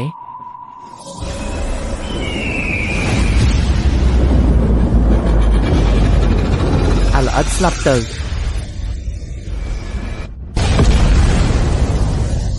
ក្បាច់គុណថោកទាបទុនជ្រីមិនសមនឹងមួយដៃរឿងនេះអាចទៅរួចយ៉ាងម៉េចទៅឯងជាបរមគ្រូក្បាច់គុណហេទេសូម្បីតែបរមគ្រូក្បាច់គុណក៏មិនខ្លាំងដល់ថ្នាក់នេះដែរឬមួយឯងគឺជាទេពក្បាច់គុណហ៊ានសម្លាប់ប៊ីងស៊ីថ្ងៃនេះខ្ញុំនឹងឲ្យត្រកូលជើរបស់ឯងស្លាប់តៃហោងទាំងអស់គ្នាដើម្បីកំដរនាងលើកលែងជីវិតផងគឺត្រកូលចិនជាអ្នកបង្គាប់បញ្ជាខ្ញុំឲ្យធ្វើទេ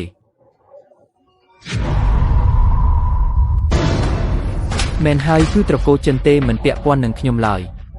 តើត្រកូលចិនហេតុអ្វីបានជាត្រូវធ្វើបែបនេះខ្ញុំមិនដឹងទេចង់ងាប់មែនទេលីនសៀន Linh Xiênត្រកូលចិនមិនមែនជាអ្វីដែលត្រកូលជើអាចប្រៀបផ្ទឹមបានឡើយពួកគេជាត្រកូលធំបំផុតនៅក្នុងទីក្រុងជៀងឆេងទោះបីជាមានត្រកូលជើ10បូកបញ្ចូលគ្នាក៏មិនអាចយកឈ្នះត្រកូលចិនមួយបានដែរចុះយ៉ាងណាទៅវិញប៊ីងយូយេរបស់អញចិត្តមិនរួចខ្លួនហើយនៅក្នុងបណ្ដាមរតកថែមទាំងចង់ប្រកួតពីហ៊ុនក្រុមហ៊ុនទាំងអស់ឲ្យទៅពូទី2របស់អញទៀតមិនក៏អាចអញ្ចឹងបានខ្ញុំនឹងត្រឡប់ទៅវិញភ្លាមក្រុមហ៊ុនជាកម្លាំងញើសឈាមរបស់បងស្រីខ្ញុំដាច់ខាតមិនអាចឲ្យលោកស៊ូយ៉ានសានយកបានឡើយហ៊ានលោកភ្លុនចង់បានរបស់របរដែលប៊ីងសៀបន្សល់ទុកស៊ូយ៉ានសាននិងគ្រួសាររបស់គេប្រហែលជាមិនចង់រស់ទៀតទេមើលទៅបងធំម៉ែធ្លាប់បានធ្វើបណ្ដាមរតកពីមុនមកដោយផ្ទេរភាគហ៊ុនទាំងអស់របស់ក្រុមហ៊ុន Sus Group មកឲ្យខ្ញុំដល់ពេលត្រូវចុះហត្ថលេខាហើយស៊ូយ៉ានសានអញក៏មកបោកប្រាស់មនុស្សនៅទីនេះអីបណ្ដាមរតកនេះច្បាស់ជាខ្លាំងៗហើយអ៊ំស្រីយាយបានចុះហត្ថលេខានឹងផ្តិតមេដៃដោយផ្ទាល់ដៃសខ្មៅច្បាស់លាស់ស្មានថាមកចង់បដិសេធអញ្ចឹងហេ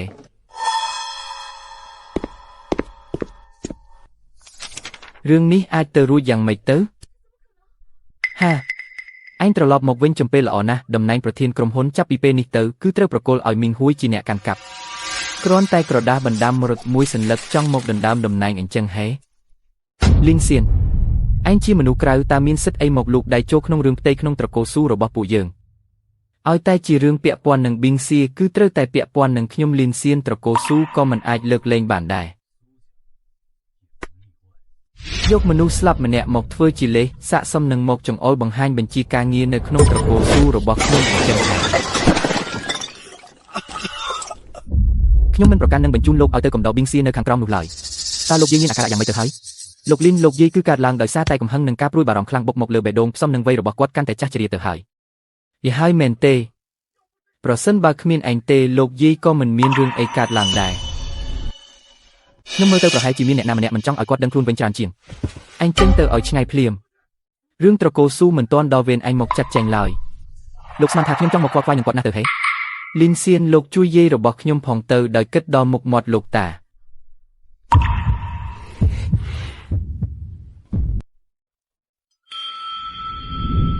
លីនសៀនចាប់ពីពេលនេះទៅឯងគឺជាមនុស្សរបស់ត្រកូលស៊ូហើយ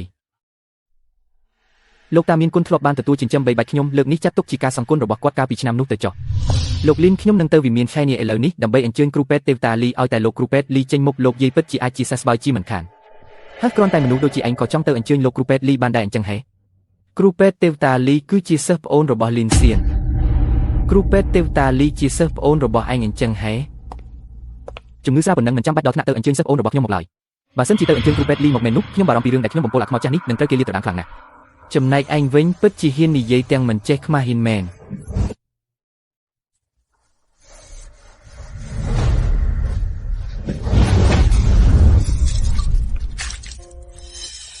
លីងសៀនអញហ៊ានចុះដៃពីស្ពូលដាក់លោកយាយផងអញ្ចឹងហេលោកយាយពុកលីនសៀនកំពុងតែជួយសង្គ្រោះលោកយាយទេប៉ុន្តែមិនបានជាឈាមដែលលោកយាយក្អួតចេញមកមានពណ៌ខ្មៅអញ្ចឹងសូម្បីតែខ្លាសាហាវក៏មិនស៊ីកូនរបស់ខ្លួនឯងដែរអញប្រែជាសូម្បីតែម្ដាយបង្កើតរបស់ខ្លួនឯងក៏ហ៊ានបំពោសម្លាប់ដែរពិតជាថោកទាបជាងសត្វធាតុទៅទៀតនិយាយឈួតអញចោទថាខ្ញុំជាអ្នកបំពោតាមមានភស្តុតាងណីណាពេលលោកយាយដឹងខ្លួនឡើងវិញនឹងមានភស្តុតាងដោយស្វ័យប្រវត្តិតែម្ដងហើគ្រាន់តែមនុស្សដូចជាឯងហេ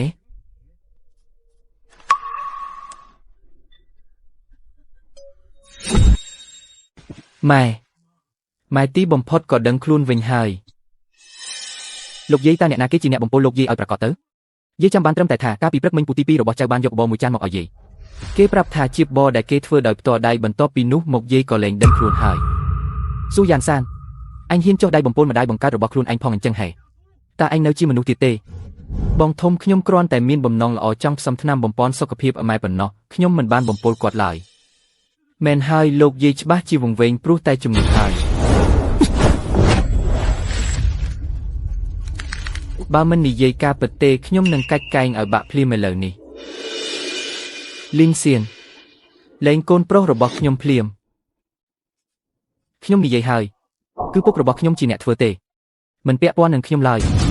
គាត់ប្រាប់ថាឲ្យតែលោកយាយស្លាប់ទៅត្រកូលស៊ូទាំងមូលនឹងក្លាយជារបស់ពួកយើងហើយ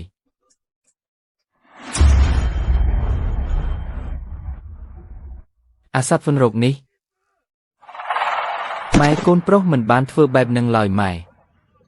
លោកយាយពូទី2និយាយថាបណ្ដាមរត់របស់លោកយាយគឺបានប្រកួតសិទ្ធិគ្រប់គ្រងក្រុមហ៊ុនទាំងស្រុងទៅឲ្យពួកគេអីហ្នឹងខ្ញុំមិនទាន់បានធ្វើបណ្ដាមរត់ផងហ្នឹងខ្ញុំថាហើយបណ្ដាមរត់ហ្នឹងគឺคล้ายៗម៉ាក់ខ្ញុំខុសហើយអាអកតេញ៉ូ អញហ៊ានណាស់ចាប់ពីថ្ងៃនេះទៅឪពុកកូនឯងលែងជាសមាជិកគ្រួសារតកូស៊ូទៀតហើយហាមជន់ដីគ្រួសារស៊ូសំបីតែកន្លះជំហានម៉ាក់អភ័យទោសឲ្យខ្ញុំម្ដងនេះទៅខ្ញុំលែងហ៊ានទៀតហើយទៅឲ្យផុតបើមិនដូច្នោះទេខ្ញុំនឹងឲ្យគេវាបំបាក់ជើងពួកឯងឥឡូវនេះមើលទៅខ្ញុំពិតជាចាស់មែនហើយប៊ីងយូចាប់ពីថ្ងៃនេះទៅភាគហ៊ុនទាំងអស់របស់ក្រុមហ៊ុននឹងត្រូវប្រគល់ឲ្យចៅបន្តលោកយាយលីនស្វៀនកន្លងមកគឺយាយចាស់ម្នាក់នេះភ្នែកខ្វាក់មើលងាយឯងប្រសិនបើគ្មានឯងជួយនៅថ្ងៃនេះទេជីវិតយាយចាស់ម្នាក់នេះប្រហែលជាចប់ហើយគ្រូសាស៊ូជំពាក់ឯងជាតិក្រោយក៏សងមិនអស់ដែរខ្ញុំយល់ដល់មុខលោកតាទេទោះជាយ៉ាងណាក៏ត្រូវអរគុណដែលឯងបានជួយដែរប៊ីងស្វៀក៏បានចាក់ចេញច្រើនឆ្នាំមកហើយដែរប៊ីងយូក៏ដល់ពេលដែលត្រូវរៀបការហើយដែរយាយចង់ផ្សំផ្គុំចៅទាំងពីរនាក់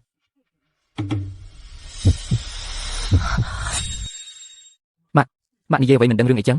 មិននឹងកើតទៅមិននឹងមិនកើតទោះជាយ៉ាងណាវ៉ាន់ក៏ហៅប៊ីងយូថាម៉ាក់រហូតតើខ្ញុំយល់ថាវាសមរម្យណាស់ម៉ាក់ចាស់រង្វេងហើយមែនទេរឿងនេះខ្ញុំមិនយល់ព្រមទេខ្ញុំមិនទាន់ស្លាប់ទេផ្ទះនេះខ្ញុំជាអ្នកសម្រេចរឿងអាពាហ៍ពិពាហ៍របស់ប៊ីងយូគឺខ្ញុំជាអ្នកសម្រេចលោកយាយ3ថ្ងៃទៀតជាថ្ងៃខួបមរណភាពរបស់បងស្រីហើយលោកយាយធ្វើបែបនេះនៅពេលនេះតើវាសមរម្យដែរឬទេបំណងល្អរបស់លោកយាយខ្ញុំទទួលយកហើយប៉ុន្តែការសងសឹកឲ្យប៊ីងស្វីមិនទាន់បានសម្រេចទេខ្ញុំមិនទាន់គិតរឿងនេះទេលីនស្វៀនឯងមានចិត្តបែបនេះប៊ីងស្វីពិតជាមើលមនុស្សមិនខុសមែនគ្រាន់តែថាពិតជាកូនប្រសាម្នាក់ដែលមានភក្ដីភាពមែនឈិនហរ៉ានអញមកផ្ទះត្រកូលស៊ូរបស់ខ្ញុំធ្វើអីឮថាមានអ្នកណាម្នាក់ធ្វើបាបឆ្កែរបស់គ្រួសារត្រកូលឈិនរបស់ខ្ញុំក្នុងនាមជាម្ចាស់ខ្ញុំត្រូវតែមកមើលថាអ្នកណាមានចិត្តក្លាហានបែបនេះលោកប្រុសឈិនគឺវានឹងហើយមកបានល្អណាស់ខ្ញុំមិនបាច់ចំណាយពេលទៅរកអញទេ5ឆ្នាំក៏អាចក្លាយជាកម្ពុជាគ្រូសិល្បៈឯងពិតជាមានសមត្ថភាពមែនគួរឲ្យស្ដាយនៅចំពោះមុខត្រកូលឈិនរបស់ខ្ញុំឯងសំបីតែកូនស្រមោចក៏មិនស្មើផងអ្នកពិការមេឃអ្នកពិការដីទាំងពីរអ្នកនេះសុទ្ធតែជាកម្ពុជាគ្រូសិល្បៈកម្រិតកម្ពុជាបើពួកគេរួមដៃគ្នាសំបីតែកម្រិតពាក់កណ្ដាលបរិសុទ្ធក៏ពិបាកនឹងទប់ទល់ដែរយាយចាស់ឯងក៏មានចំណេះដឹងគ្រាន់បើដែរតើបើចង់រស់ចូលបញ្ជូនចៅស្រីឯងឲ្យមករៀបការជាមួយខ្ញុំនឹងទុកផ្លូវរស់ឲ្យគ្រូសាស៊ូប៊ីងយូអាចរៀបការចូលត្រកូលឈិនបានគឺជាសំណាងរបស់វាខ្លាំងណាស់គ្រូសាស៊ូអរគុណមិនទាន់ទេមិននឹងមិនយល់ព្រមបានលោកប្រុសឈិនចាប់អារម្មណ៍ប៊ីងយូគឺជាកិត្តិយសរបស់គ្រូសាស៊ូប៉ាម៉ាក់អ្នកទាំងពីរហួសហេតុពេកហើយនាងក្មេងមិនដឹងចោះឯងដឹងអ្វីខ្លះត្រកូលឈិនគឺជាត្រកូលលេខ1ក្នុងទីក្រុងជាងបើរៀបការទៅឯងនឹងរស់ក្នុងគំនរទ្រព្យសម្បត្តិស្ដុកស្ដំពេញមួយជីវិតខ្ញុំសុខចិត្តស្លាប់ក៏មិនរៀបការដែរល្អណាស់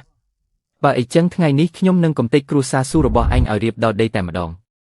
ឆាប់សុំទោសលោកប្រុសឈិនភ្លាមទៅម៉ាក់ការស្លាប់របស់បងស្រីគឺមានការពាក់ព័ន្ធនឹងត្រកូលឈិន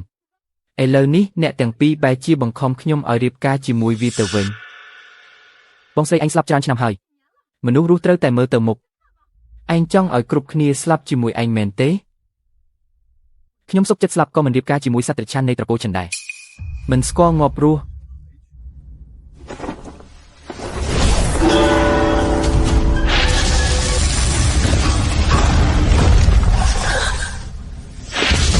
ថ្ងៃនេះខ្ញុំចង់មើលណាស់ថាឯងកំទេចត្រកូលស៊ូបែបណាអាងអ្វីឯងហ៊ានចេញមុខជួយត្រកូលស៊ូនឹងបើធ្វើឲ្យលោកប្រុសឈិនខឹងតើឯងទទួលខុសត្រូវឬទេលោកប្រុសឈិនអាលីនស្វីនេះមិនពាក់ព័ន្ធនឹងគ្រួសារស៊ូរបស់ពួកយើងទេមែនហើយគ្រួសារស៊ូពួកយើងមិនទទួលស្គាល់កូនប្រសារបែបនេះទេចេញទៅឲ្យឆ្ងាយបើឯងចង់ស្លាប់ណាស់ខ្ញុំនឹងជួយសម្រេចបំណងរបស់ឯង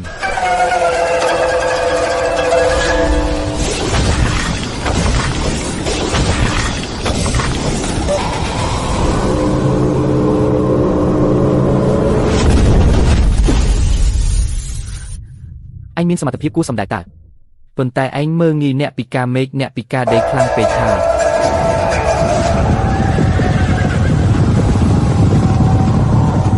នេះគឺជាក្បួនរនាំងមន្តអាគមរបស់អ្នកពិការមេឃអ្នកពិការដី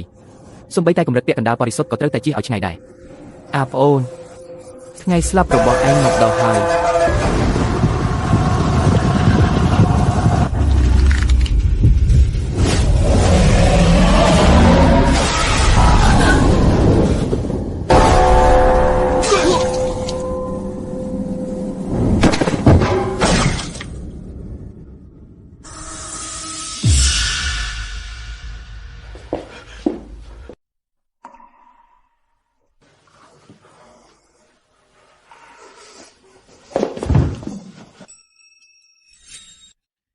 រយៈពេល5ឆ្នាំតើឯងអាចខ្លាំងបែបនេះបានដោយរបៀបណា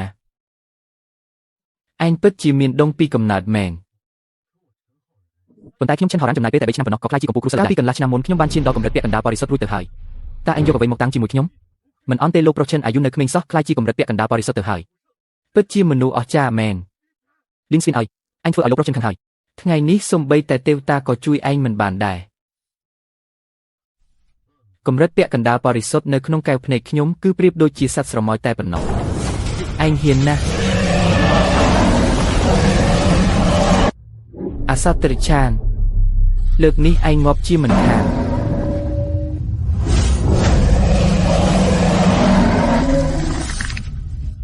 រលីទៅតើវាអាចទៅរួចយ៉ាងដូចម្ដេចខ្ញុំគឺជាកម្រិតពាក់កណ្ដាលបរិសុទ្ធណាមកទៅ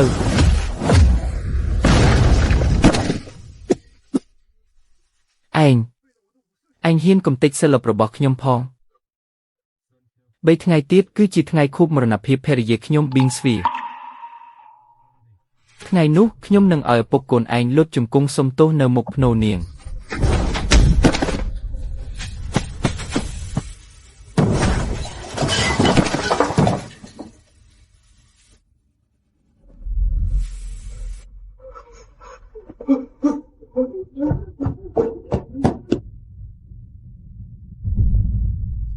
បើចង់រស់ចូលធ្វើតាមអ្វីដែលខ្ញុំប្រាប់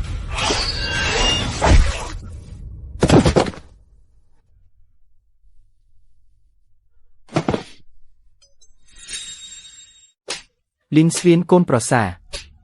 ម៉ាក់ដឹងខុសហើយម៉ាក់សុំទោសចាប់ពីថ្ងៃនេះទៅបើអ្នកទាំងពីរនៅតែមិនរៀងចោលទៀតវាសនារបស់ស៊ូយៀនសាននឹងក្លាយជាវាសនារបស់អ្នកទាំងពីរដូចគ្នាតើនេះជាអារម្មណ៍នៃការត្រូវបានគេការពារមែនទេ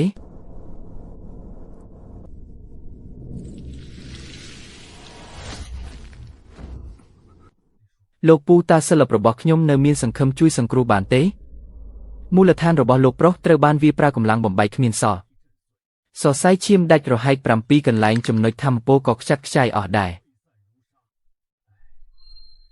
ខ្ញុំនឹងឲ្យប៉ារបស់ខ្ញុំកំទេចវាឲ្យសល់តែបំណែក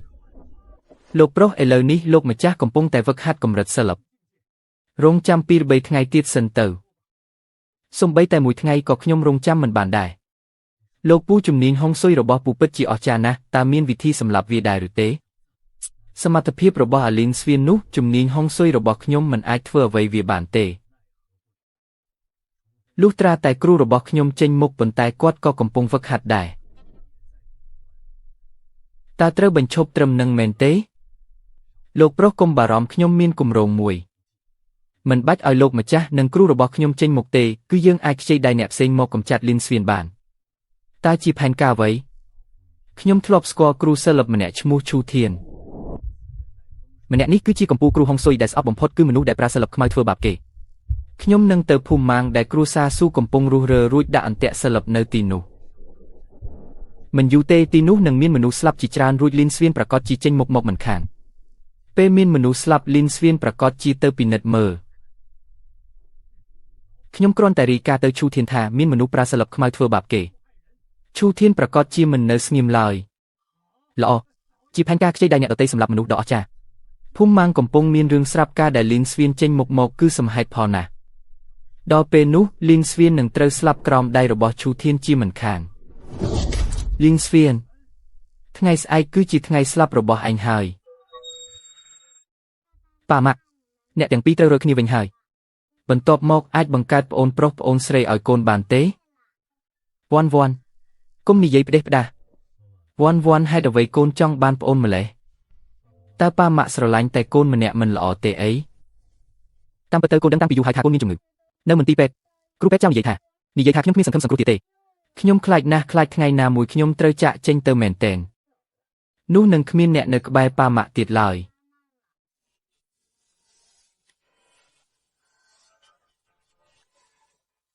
វ៉ាន់ជំងឺរបស់កូនគឺបានជាសះស្បើយទាំងស្រុងហើយទៅថ្ងៃមុខនឹងមិនសន្លប់ទៀតឡើយពិតមែនអត់ប៉ាតើប៉ាធ្លាប់កុហកកូនពីពេលណាល្អណាស់អញ្ចឹងកូនចង់នៅជាមួយប៉ាម៉ាក់អស់មួយជីវិត កញ្ញាស៊ូមិនល្អទេមានមនុស្សស្លាប់នៅភូមិម៉ាំងហើយហេតុអ្វីបានជាមានមនុស្សស្លាប់ទៅវិញខ្ញុំក៏មិនច្បាស់ដែរសុទ្ធក៏មានមនុស្សជាច្រើនដួលប្រកាច់ថែមទាំងបែកពុះមាត់ទៀតផងខ្ញុំនឹងទៅទីនោះឥឡូវនេះខ្ញុំទៅជាមួយអ្នក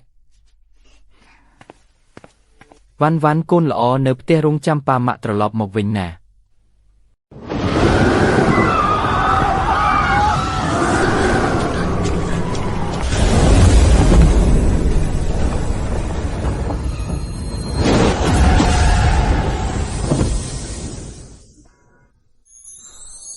លោកលីន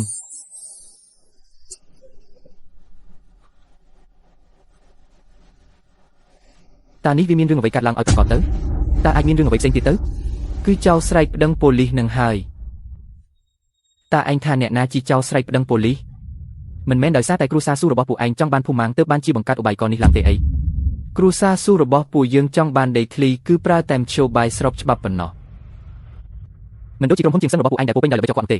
ស្លាប់មនុស្សទៅហើយនៅចង់ដោះសារទៀតគឺវានឹងហើយដែលបំផ្លាញផ្ទះសម្បែងរបស់យើងថែមទាំងសម្លាប់អ្នកភូមិយើងទៀតតើនៅក្នុងកែវភ្នែករបស់ពួកឯងនៅមានច្បាប់ទម្លាប់ទៀតទេពួកយើងយកព្រមរើចេញទៅហើយហេតុត្រីក៏នៅតែធ្វើបាបពួកយើងទៀតកូនប្រុសរបស់ខ្ញុំកាលពីយប់មិញនៅល្អសោះព្រឹកឡើងបែរជាត្រូវមកដេកស្លាប់នៅទីនេះទៅវិញខ្ញុំត្រូវតែឲ្យពួកឯងសងជីវិតកូនខ្ញុំវិញរឿងនេះមិនមានពាក់ព័ន្ធនឹងពួកយើងតតែសោះតើនរណាជឿទៅហាឈិនហាវរ៉ានគឺឯងជាអ្នកបង្កើតរឿងនេះឡើងមែនទេកុំនិយាយផ្ដេសផ្ដាស់ណាទីនេះជាដីរបស់គ្រួសារស៊ូតើវាមានពាក់ព័ន្ធអ្វីនឹងខ្ញុំទៅទុកជីវិតឯងរស់នៅបាន3ថ្ងៃទៀតឯងបែរជាមករកសេចក្តីស្លាប់ដោយខ្លួនឯងទៅវិញអ្នកដែលត្រូវស្លាប់នៅថ្ងៃនេះគឺឯងទៅវិញទេចាំពេលគ្រូធំឈុំដល់ដឹងថាឯងប្រើមិនអាគមងឹតធ្វើបាបអ្នកដទៃគាត់នឹងកាត់ខ្លួនឯងជាកង់មិនខានគ្រូធំឈូលោកស្គាល់គាត់ផងមែនទេរឿងនឹងវាពិតជាអញ្ចឹងហើយគ្រូធំឈូគឺជាមិត្តភក្តិដ៏ល្អរបស់ខ្ញុំធ្លាប់ប្រកេកឈ្មោះគ្រូធំឈូដែរឮថាគាត់នៅក្មេងណាស់ប៉ុន្តែគ្រាន់តែប្រើក្បួនហុងស៊ុយរបស់គាត់ក៏អាចប្រែក្លាយគ្រួសារដែលធ្លាក់ខ្លួនឲ្យក្លាយជាអភិជនដ៏ល្បីល្បាញប្រចាំទីក្រុងជាងឈឹងបានដែរសូម្បីតែគ្រួសារឈឹងក៏ត្រូវតែគោរពគាត់ខ្លាចគាត់បីភាគដែរប្រសិនបើគាត់ពិតជាជឿសម្ដីរបស់ឈិនហាវរ៉ានមែននោះកុំបារម្ភអីគាត់មិនល្ងងដល់ថ្នាក់នឹងឡើយប៉ុន្តែល្បិចខ្ចីដែលអ្នកដទៃសម្លាប់មនុស្សរបស់ឯងនេះធ្វើឲ្យខ្ញុំខឹងខ្លាំងណាស់អាល្អិតឯងក្រអឺតក្រទុំពេកហើយ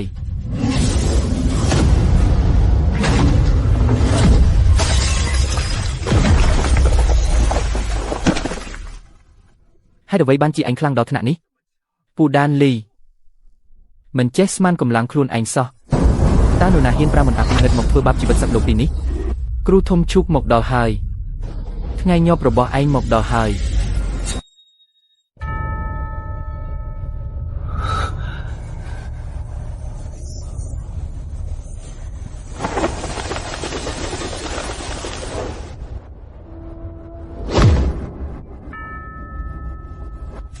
គ្រូធំឈូខ្ញុំរងចាំលោកជាយូរណាស់មកហើយខ្ញុំបាទឈិនហាវរ៉ានសូមគោរពគ្រូធំឈូសូមគ្រូធំមេត្តាចេញមុខកម្ចាត់គ្រូមិនអាគមងឹតម្នាក់នេះផង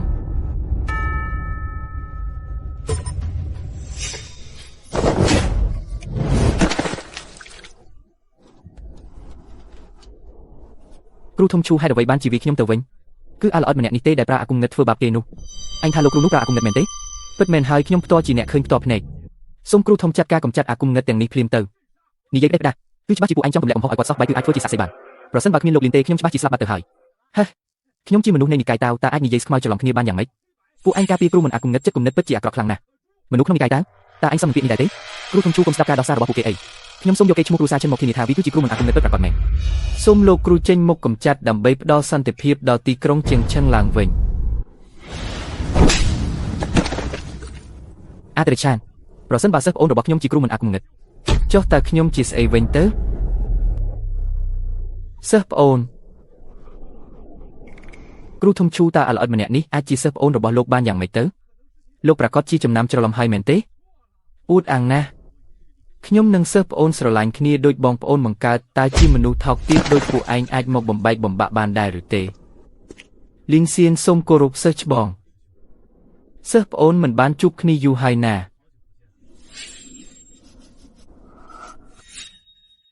ជូធានគ្រូធំដែលសំបីតែគ្រូសាឈិនក៏ត្រូវតែគោរពកោតខ្លាច3ភាគនោះស្មានមិនដល់ថាជាសិស្សច្បងរបស់លីនសៀនសោះ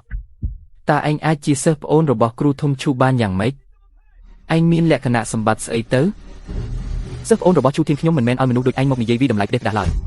ប្រើអាគមងឹតធ្វើបាបមនុស្សហើយនៅចង់ទម្លាក់កំហុសឲ្យអ្នកដទៃទៀតលីសៀនជីតើឯងធុញនឹងរស់នៅពេកហើយមែនទេ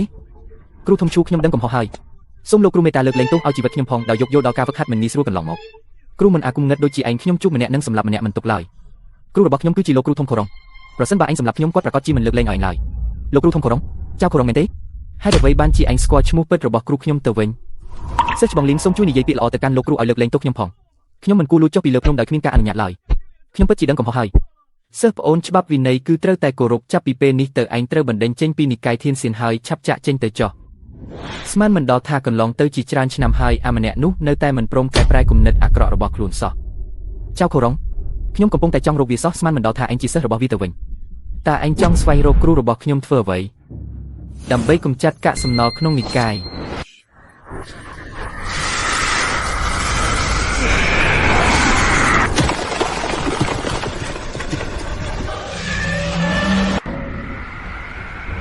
ថ្ងៃនេះទោះបីជាត្រូវខូចខាតការហ្វឹកហាត់ទាំងអស់ក៏ខ្ញុំត្រូវតែឲ្យពួកឯងសងការខូចខាតនេះមកវិញដែរល្បិចក្មេងលេងសោះ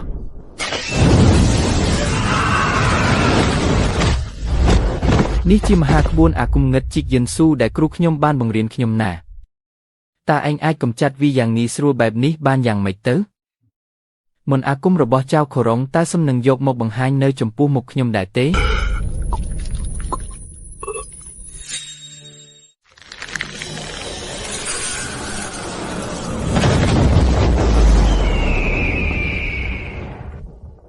ពួកវាបានរត់គេចខ្លួនបាត់ហើយល្អហើយទុកឲ្យពួកវាទៅនាំចៅខូរ៉ុងចេញមកវិញចុះ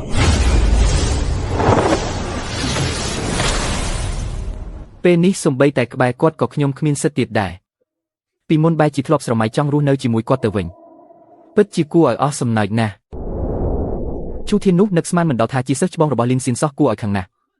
អ្នកប្រុសឈិនកុំទាន់អាលខឹងអីគ្រូរបស់ខ្ញុំកំពុងតែស្ថិតនៅក្រោមជ្រលងភ្នំនេះហើយ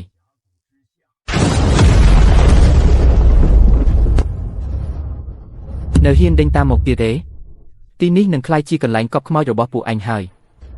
សង្ឃឹមលើគ្រូរបស់ឯងដែលលាក់ខ្លួនពួនអាត្មាក្រោមដីមិនហ៊ានជួបមនុស្សលោកនោះហេទីនេះជាដីដែលបងស្រីរបស់ខ្ញុំធ្លាប់ដណ្ដើមគ្នាជាមួយគ្រូសាឈិនកាលពីឆ្នាំនោះគួរឲ្យស្ដាយដែលបងស្រីរបស់នាងមិនចេះយល់ការបែរជាចង់មកការពារវាទៅវិញពេលនេះនាងបានស្លាប់បាត់ទៅហើយដីមួយកន្លែងនេះគឺបានមកលើគ្រូសាឈិនរបស់យើងជាយូរមកហើយនៅខាងក្រោមជ្រលងភ្នំនេះដាំឡើយគួរតែជាខ្សែនាគរីថងស៊ុយខ្សែនាគរីថងស៊ុយធម្មពលដីឃ្លីហូស្រោចស្រពព័ទ្ធជុំវិញដោយជួបភ្នំដាំឡើយជាកន្លែងដ៏វិសេសវិសាលសម្រាប់ប្រមូលផ្ដុំសេរីសួស្ដីប៉ុន្តែពេលនេះធម្មពលបែរជាច្របូកច្របល់ខ្សែអាគមត្រូវស្វិតស្រពោនធម្មពលអាក្រក់ហូរចោលឡើងវិញនេះច្បាស់ជាត្រូវបានគេកែប្រែទៅជាខ្សែអាគមងឹតបាត់ទៅហើយចុះយ៉ាងម៉េចទៅវិញពួកអញប្រើអាគមងឹតហុងស៊ុយធ្វើបាបប្រជាជនលួចកែប្រែខ្សែនាគរីទៅជាខ្សែអាគមងឹតថ្ងៃនេះខ្ញុំនឹងកម្ចាត់ពួកឯងឲ្យខានតែបានកូនសិស្សសូមគោរពអញ្ជើញលោកគ្រូចេញពីការវឹកហាត់កំបាំងឈូធានឯងពិតជាតាមមកមិនលេងមែន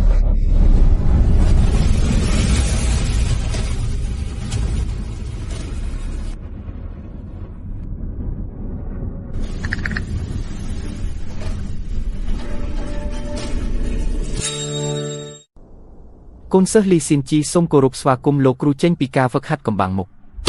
ខ្ញុំបាទឈិនហាវរ៉ានសូមគោរពលោកគ្រូធំខូរ៉ុងសូមលោកគ្រូជួយផ្ដល់យុត្តិធម៌ដល់ខ្ញុំបាទផង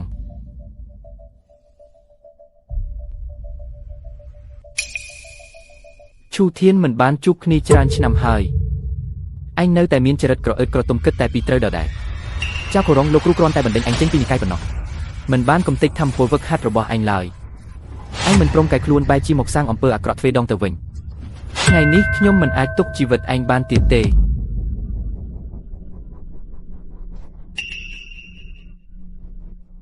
ជាច្រើនឆ្នាំមកនេះខ្ញុំបានស្រូបយកធម្មពលខ្សែនាគរីកម្លាំងរបស់ខ្ញុំពិតជាខ្លាំងជាងមុនឆ្ងាយណាស់សូម្បីតែឯងក៏មិនមែនជាគូប្រកួតរបស់ខ្ញុំដែរអញ្ចឹងមកសាកល្បងមើលទៅតើកន្លងទៅជាច្រើនឆ្នាំនេះការវឹកហាត់របស់ឯងកើនឡើងបានប៉ុណ្ណាហើយគ្រាន់តែប៉ុណ្ណឹងសោះ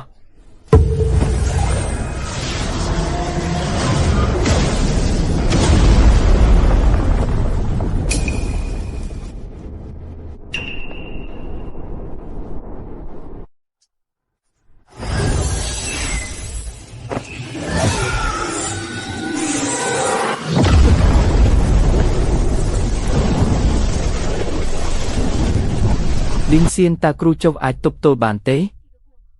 កាលពីនៅលើភ្នំនោះធម៌អត្ថរបស់ចៅខូឡុងគឺបងធំជាអ្នកបង្រៀនទេ លីនសៀនពេលនេះមិនដូចពីមុនទៀតទេចាំពេលដែលលោកម្ចាស់គូឡុងកំចាត់គេរួចម្នាក់បន្ទាប់ដែលត្រូវស្លាប់គឺអញហើយប្រសិនបើរៀមច្បងមិនអាចឈ្នះខ្ញុំនឹងចេញដៃដោះស្រាយបញ្ចប់រឿងនេះដោយខ្លួនឯងប៉ុន្តែបងធំរបស់ខ្ញុំបានហាត់រៀនអស់ជាច្រើនទសវត្សរ៍មកហើយតើចៅគូឡុងនោះជាស្អីទៅអាក្មេងប្រហើន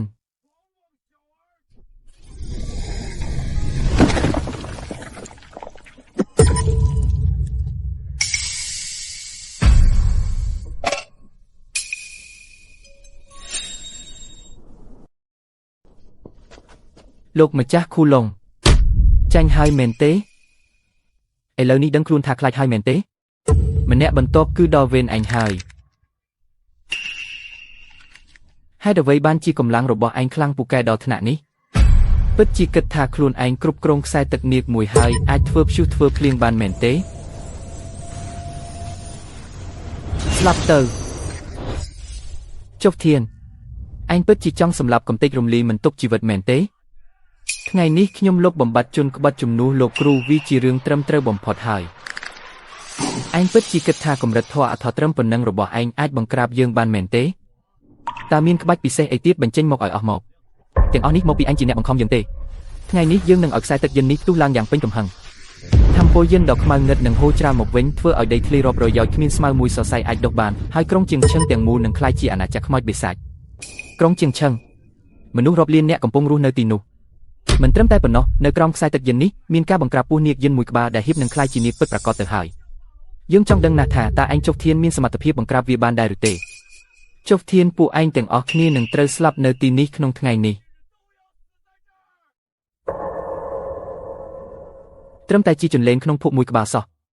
លីនសៀនកាលនោះយើងអង្វរែងឲ្យជួយនិយាយជាមួយលោកគ្រូឯងតែឯងធ្វើជាមិនដឹងមិនឮ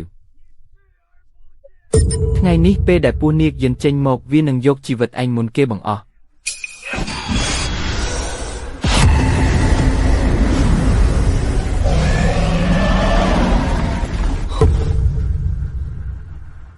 ចៅគូឡុងឯងពិតជាឈួតមែនទែនហើយយើងឈួតតាំងពីយូរហើយចាប់តាំងពីថ្ងៃដែលពួកឯងបណ្ដេញយើងចេញពីបកមកយើងបានស្បត់ថា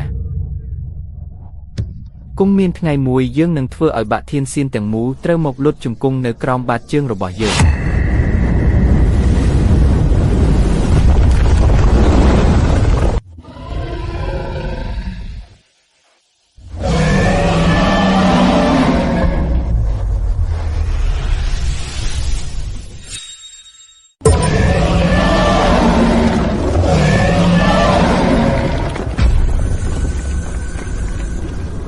ជាសត្វចម្លែកដ៏គួរឲ្យខ្លាចណាស់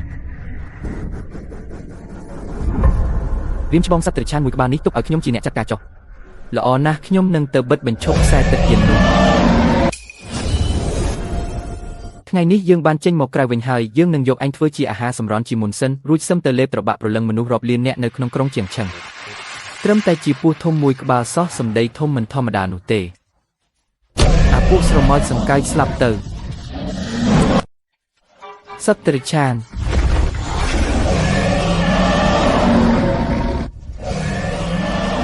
ប្រយ័ត្នលីនសៀនថ្ងៃនេះគឺជាថ្ងៃស្លាប់របស់អញហើយ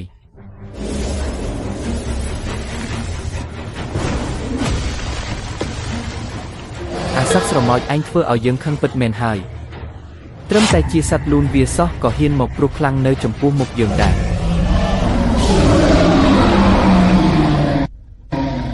ថ្ងៃនេះយើងនឹងធ្វើឲ្យសត្វតិរច្ឆានដូចជាឯងត្រូវរលាយคล้ายជាភេផងទេយើងមិនសុខចិត្តទេ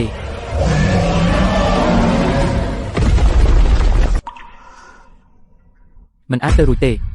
នេះជាពស់នាគយិនដែលចិត្តคล้ายជានាគទៅហើយគេបែរជាអាចសម្លាប់វាបានត្រឹមតែមួយក្បាច់សោះប្អូនប្រុសកម្លាំងរបស់ឯងនៅពេលនេះគឺខ្លាំងជាងបងឆ្ងាយណាស់ឯងពិតជាធ្វើឲ្យយើងភ្ញាក់ផ្អើលមែនប៉ុន្តែនេះមិនទាន់ជាកាដូដ៏ធំដែលយើងត្រូវជូនពួកឯងនៅឡើយទេថាមពលគុំគួនអីក៏ខ្លាំងខ្លាម្ល៉េះនេះគឺជាអ្វីដែលយើងបានចម្រាញ់ចេញពីវិញ្ញាណខណ្ឌខ្មោចតៃហោងដែលមានគំនុំចំនួន999នាក់សូមអញ្ជើញពស់នាគយិនខ្លាយជានាគពិតប្រាកដ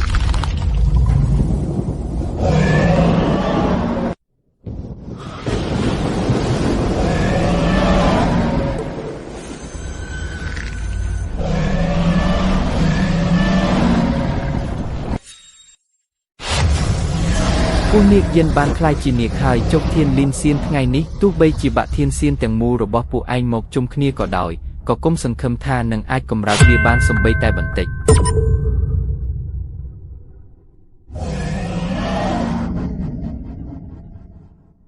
ลินเซียนไอเนอแต่จ้องเอายังเตอลุดจุ่มกุ้งสมโตเนอมุกโนประปนแต่งอบเตอให้ระบอบไอติดแมนเต้ไงไอจิตไงคูบสลับระบอบสู้บิงซีไอไงนี้คือจิตไงสลับระบอบไอหาย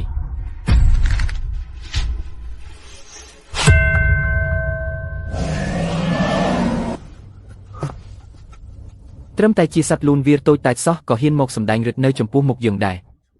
อาซัดสรมอยไอเฮียนเพื่อเอายังระบุพองแมนเตไอหนึ่งเตอคลายจียิงโบจีดำบงเกบังอ้อสำหรับการปีการคลายจีนีระบอบยัง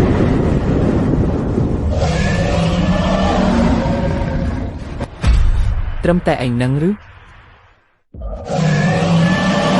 เพราะฮานะ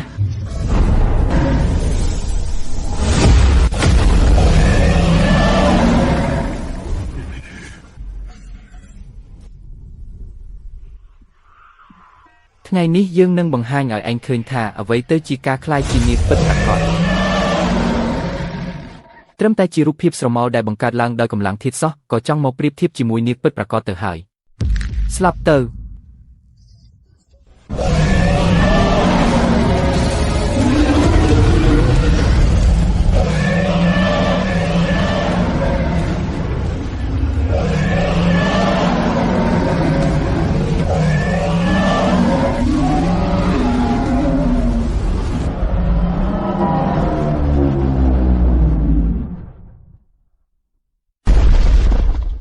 โอนโปรกำลังระบอบไอเนเปนี้คือคลั่งจิงบองเตอเตียด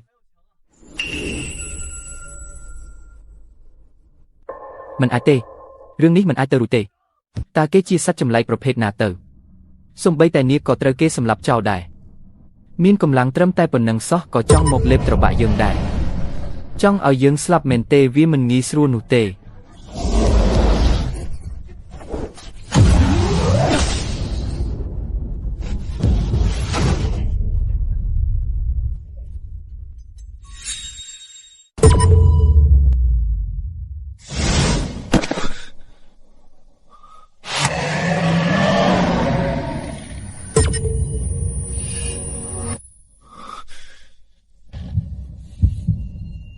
วิญญาณระบอบยังบานโจเตอขนมครูนิงไฮยังหนึ่งจับกำเนิดหลังเว้นตามระยะเรียงใกล้ระบอบเนกเตยไอมันอาจสำหรับยังบานเตฮ่าฮ่าฮ่าฮ่า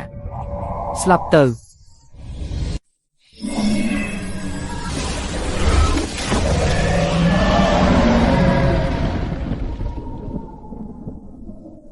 จุนขบดระบอบบะสลับเตอ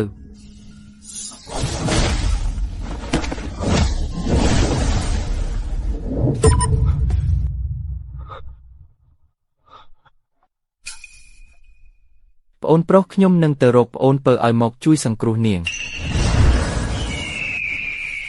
ก้มบารมไอเปนี้ขยมเหมือนต้นสำหรับไอเตขยมหนึ่งรงจำระหดดอทไงไอดำใบไอลดจุ่มกงสมโตวินซีสันสลับเอายังเตอลดจุ่มกงสมโตขมอยสลับมันเนี่ยแมนเตปิดจีกถาตระโคเจนระบอบยังสลับเอาไฮแมนเต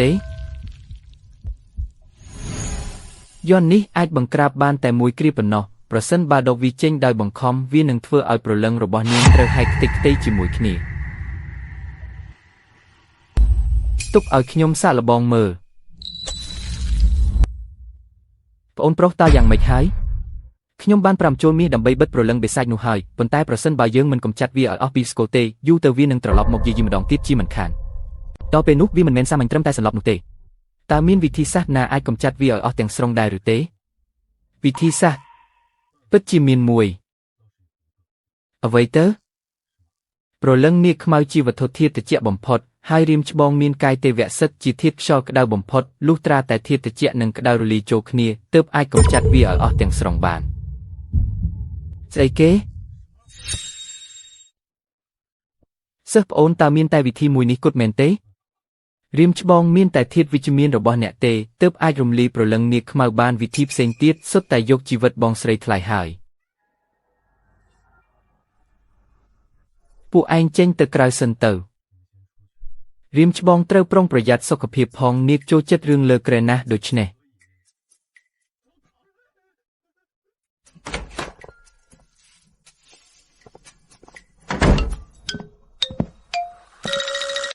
ពូលីតាម៉ាក់របស់ខ្ញុំមានការអីអត់ម៉ាក់របស់កូនមិនអីទេប៉ុន្តែកូនមិនអាចទៅរំខានប៉ាម៉ាក់បានទេណាតើប៉ាម៉ាក់កំពុងបង្កើតប្អូនប្រុសប្អូនស្រីឲ្យកូនមែនទេលីនសៀនពួកយើងធ្វើបែបនេះតើខុសចំពោះបងស្រីពេកទេថ្ងៃនេះខ្ញុំនឹងពន្យល់ប្រាប់ប៊ីងស៊ីហើយខ្ញុំក៏នឹងប្រាប់នាងឲ្យអូនរៀបការជាមួយខ្ញុំដែរ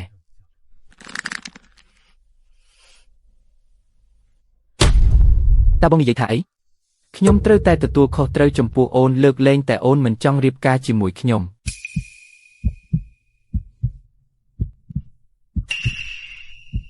អញ្ចឹងចាត់ទុកថាខ្ញុំមិនបាននិយាយចុះប៊ីងយូអូនក៏មិនចង់ឲ្យវ៉ាន់មានម្ដាយចុងដែរមែនទេហៀងហេប៉ាម៉ាក់តើបង្កើតប្អូនប្រុសប្អូនស្រីរួចហើយឬនៅកូនអាចចូលទៅបានទេមកពីបងទាំងអស់ចូលមកចុះវ៉ាន់ឲ្យចុះប្អូនប្រុសប្អូនស្រីណៃណាម៉ាក់លាក់ពួកគេទុកណៃណាក្មេងនេះនិយាយផ្ដេសផ្ដាសអីនឹងប្អូនប្រុសប្អូនស្រីឯណាដើរកើតលឿនម្លេះខ្ញុំទៅទិញផ្កាមុនពេលស្លាប់ប៊ីងស៊ីចូលចិត្តផ្កាស្បៃម៉ងជាងគេ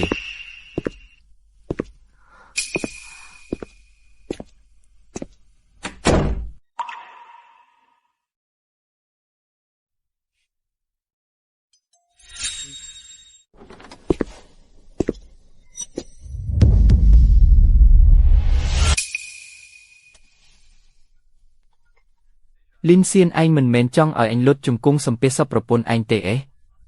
អញមកដល់ហើយបើមកយឺតអញនឹងផ្ញើប្រពន្ធកូនឯងទៅជួបប្រពន្ធខ្មោចរបស់ឯង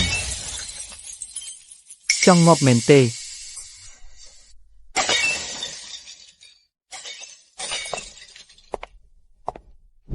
វ៉ាន់កុំខ្លាចអីប៉ានឹងមកដល់ក្នុងពេលឆាប់នេះហើយម៉ាក់កូនមិនខ្លាចទេប៉ានឹងមកវីមនុស្សអាក្រក់វីមនុស្សអាក្រក់អេថ្ងៃនេះជាថ្ងៃស្លាប់របស់គ្រួសារឯងហើយខ្ញុំចង់មើលថាជាថ្ងៃស្លាប់របស់នរណាឲ្យប្រាកដ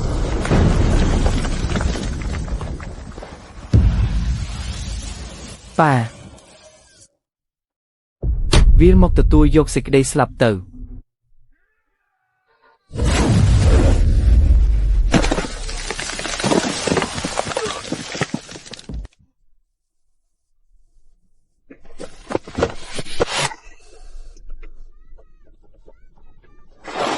លីនសៀនលុតជង្គង់ចុះបើមិនអញ្ចឹងទេអញនឹងច្របាច់គនាងឲ្យងាប់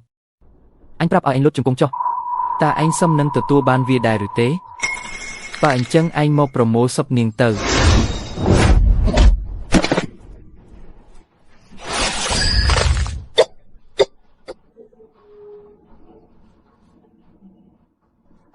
ប៉ាពូកែខ្លាំងណាស់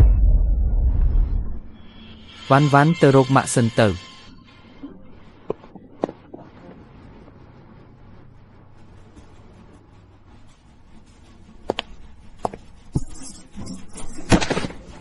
លុតជង្គង់ក្រាបក្បាលចុះលីនសៀនឪពុករបស់អញចិត្តចេញពីឈានហើយគាត់មិនលើកលែងឲ្យអញជាដាច់ខាតទៅងាប់ទៅនរណាហ៊ានសម្លាប់កូនប្រុសរបស់អញពុកជួយខ្ញុំផងមកបានល្អណាស់នាំឲ្យពិបាកខ្ញុំដើររកកាលពីមុនគ្រាន់តែជាកូនប្រសាគ្មានបានការរបស់ត្រកូលស៊ូសោះឥឡូវបែរជាមានអំណាចខ្លាំងក្លាអញ្ចឹងទៅវិញមិនអីទេថ្ងៃនេះបុរសចំណាស់ម្នាក់នេះនឹងជូនឯងទៅជួបស៊ូប៊ីងស៊ីដោយផ្ទាល់ត្រឹមតែឯងក៏ចង់និយាយឈ្មោះប្រពន្ធរបស់ខ្ញុំដែរអេថ្ងៃនេះខ្ញុំមិនត្រឹមតែសម្លាប់កូនប្រុសឯងទេថែមទាំងកាន់នៃចាស់ថ្មីទូទាត់រួមគ្នាទាំងអស់ពុកប្រញាប់សម្លាប់កាកសំណល់ម្នាក់នេះទៅ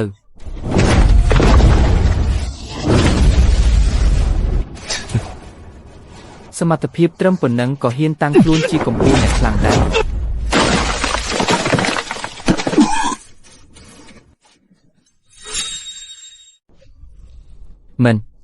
មិនអាចទៅរួចទេ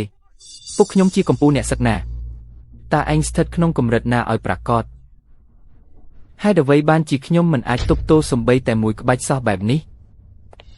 កំពូលអ្នកសឹកនៅចំពោះមុខខ្ញុំគ្រាន់តែជាស្រមោចសោះខ្ញុំមិនជឿទេកំតិច សំបីតែធម្មពលយានយ៉ាងក៏មិនអាចធ្វើអ្វីឯងបានដែរឯងជាកម្រិតទេវៈសឹកមែនទេទេវៈសឹកចុងក្រោយបង្អស់របស់ប្រទេសចិនបានលេចឡើងតាំងពី 1000 ឆ្នាំមុនមកម្លេះត្រកូលចិនរបស់ខ្ញុំបែរជាទៅប្រមាថដល់ទេវៈសឹកម្នាក់ទៅវិញលុតជង្គង់ឬស្លាប់លុតខ្ញុំលុតជង្គង់ការនោះគឺខ្ញុំលោភលន់ខ្លាំងពេកបង្ខំឲ្យឯងប្រគល់ទឹកដីនាគ្រីកខ្ញុំខុសហើយ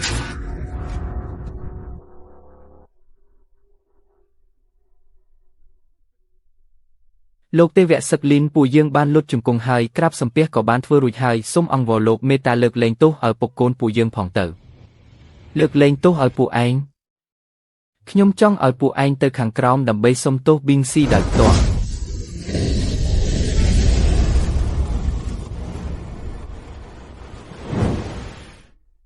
ម៉ាក់ហេតុអ្វីបានជាម៉ាក់យំមិនអីទេម៉ាក់គ្រាន់តែសប្បាយចិត្តពេកបងស្រីពួកយើងបានសងសឹកឲ្យបងហើយវ៉ាន់លុតជង្គង់ចុះម៉ាក់ហេតុអ្វីបានជាត្រូវលុតជង្គង់ទៅព្រោះតែអ្នកនៅចំពោះមុខនេះក៏ជាម៉ាក់របស់កូនដែរហៅម៉ាក់ទៅកូនម៉ាក់ប៊ីងស៊ី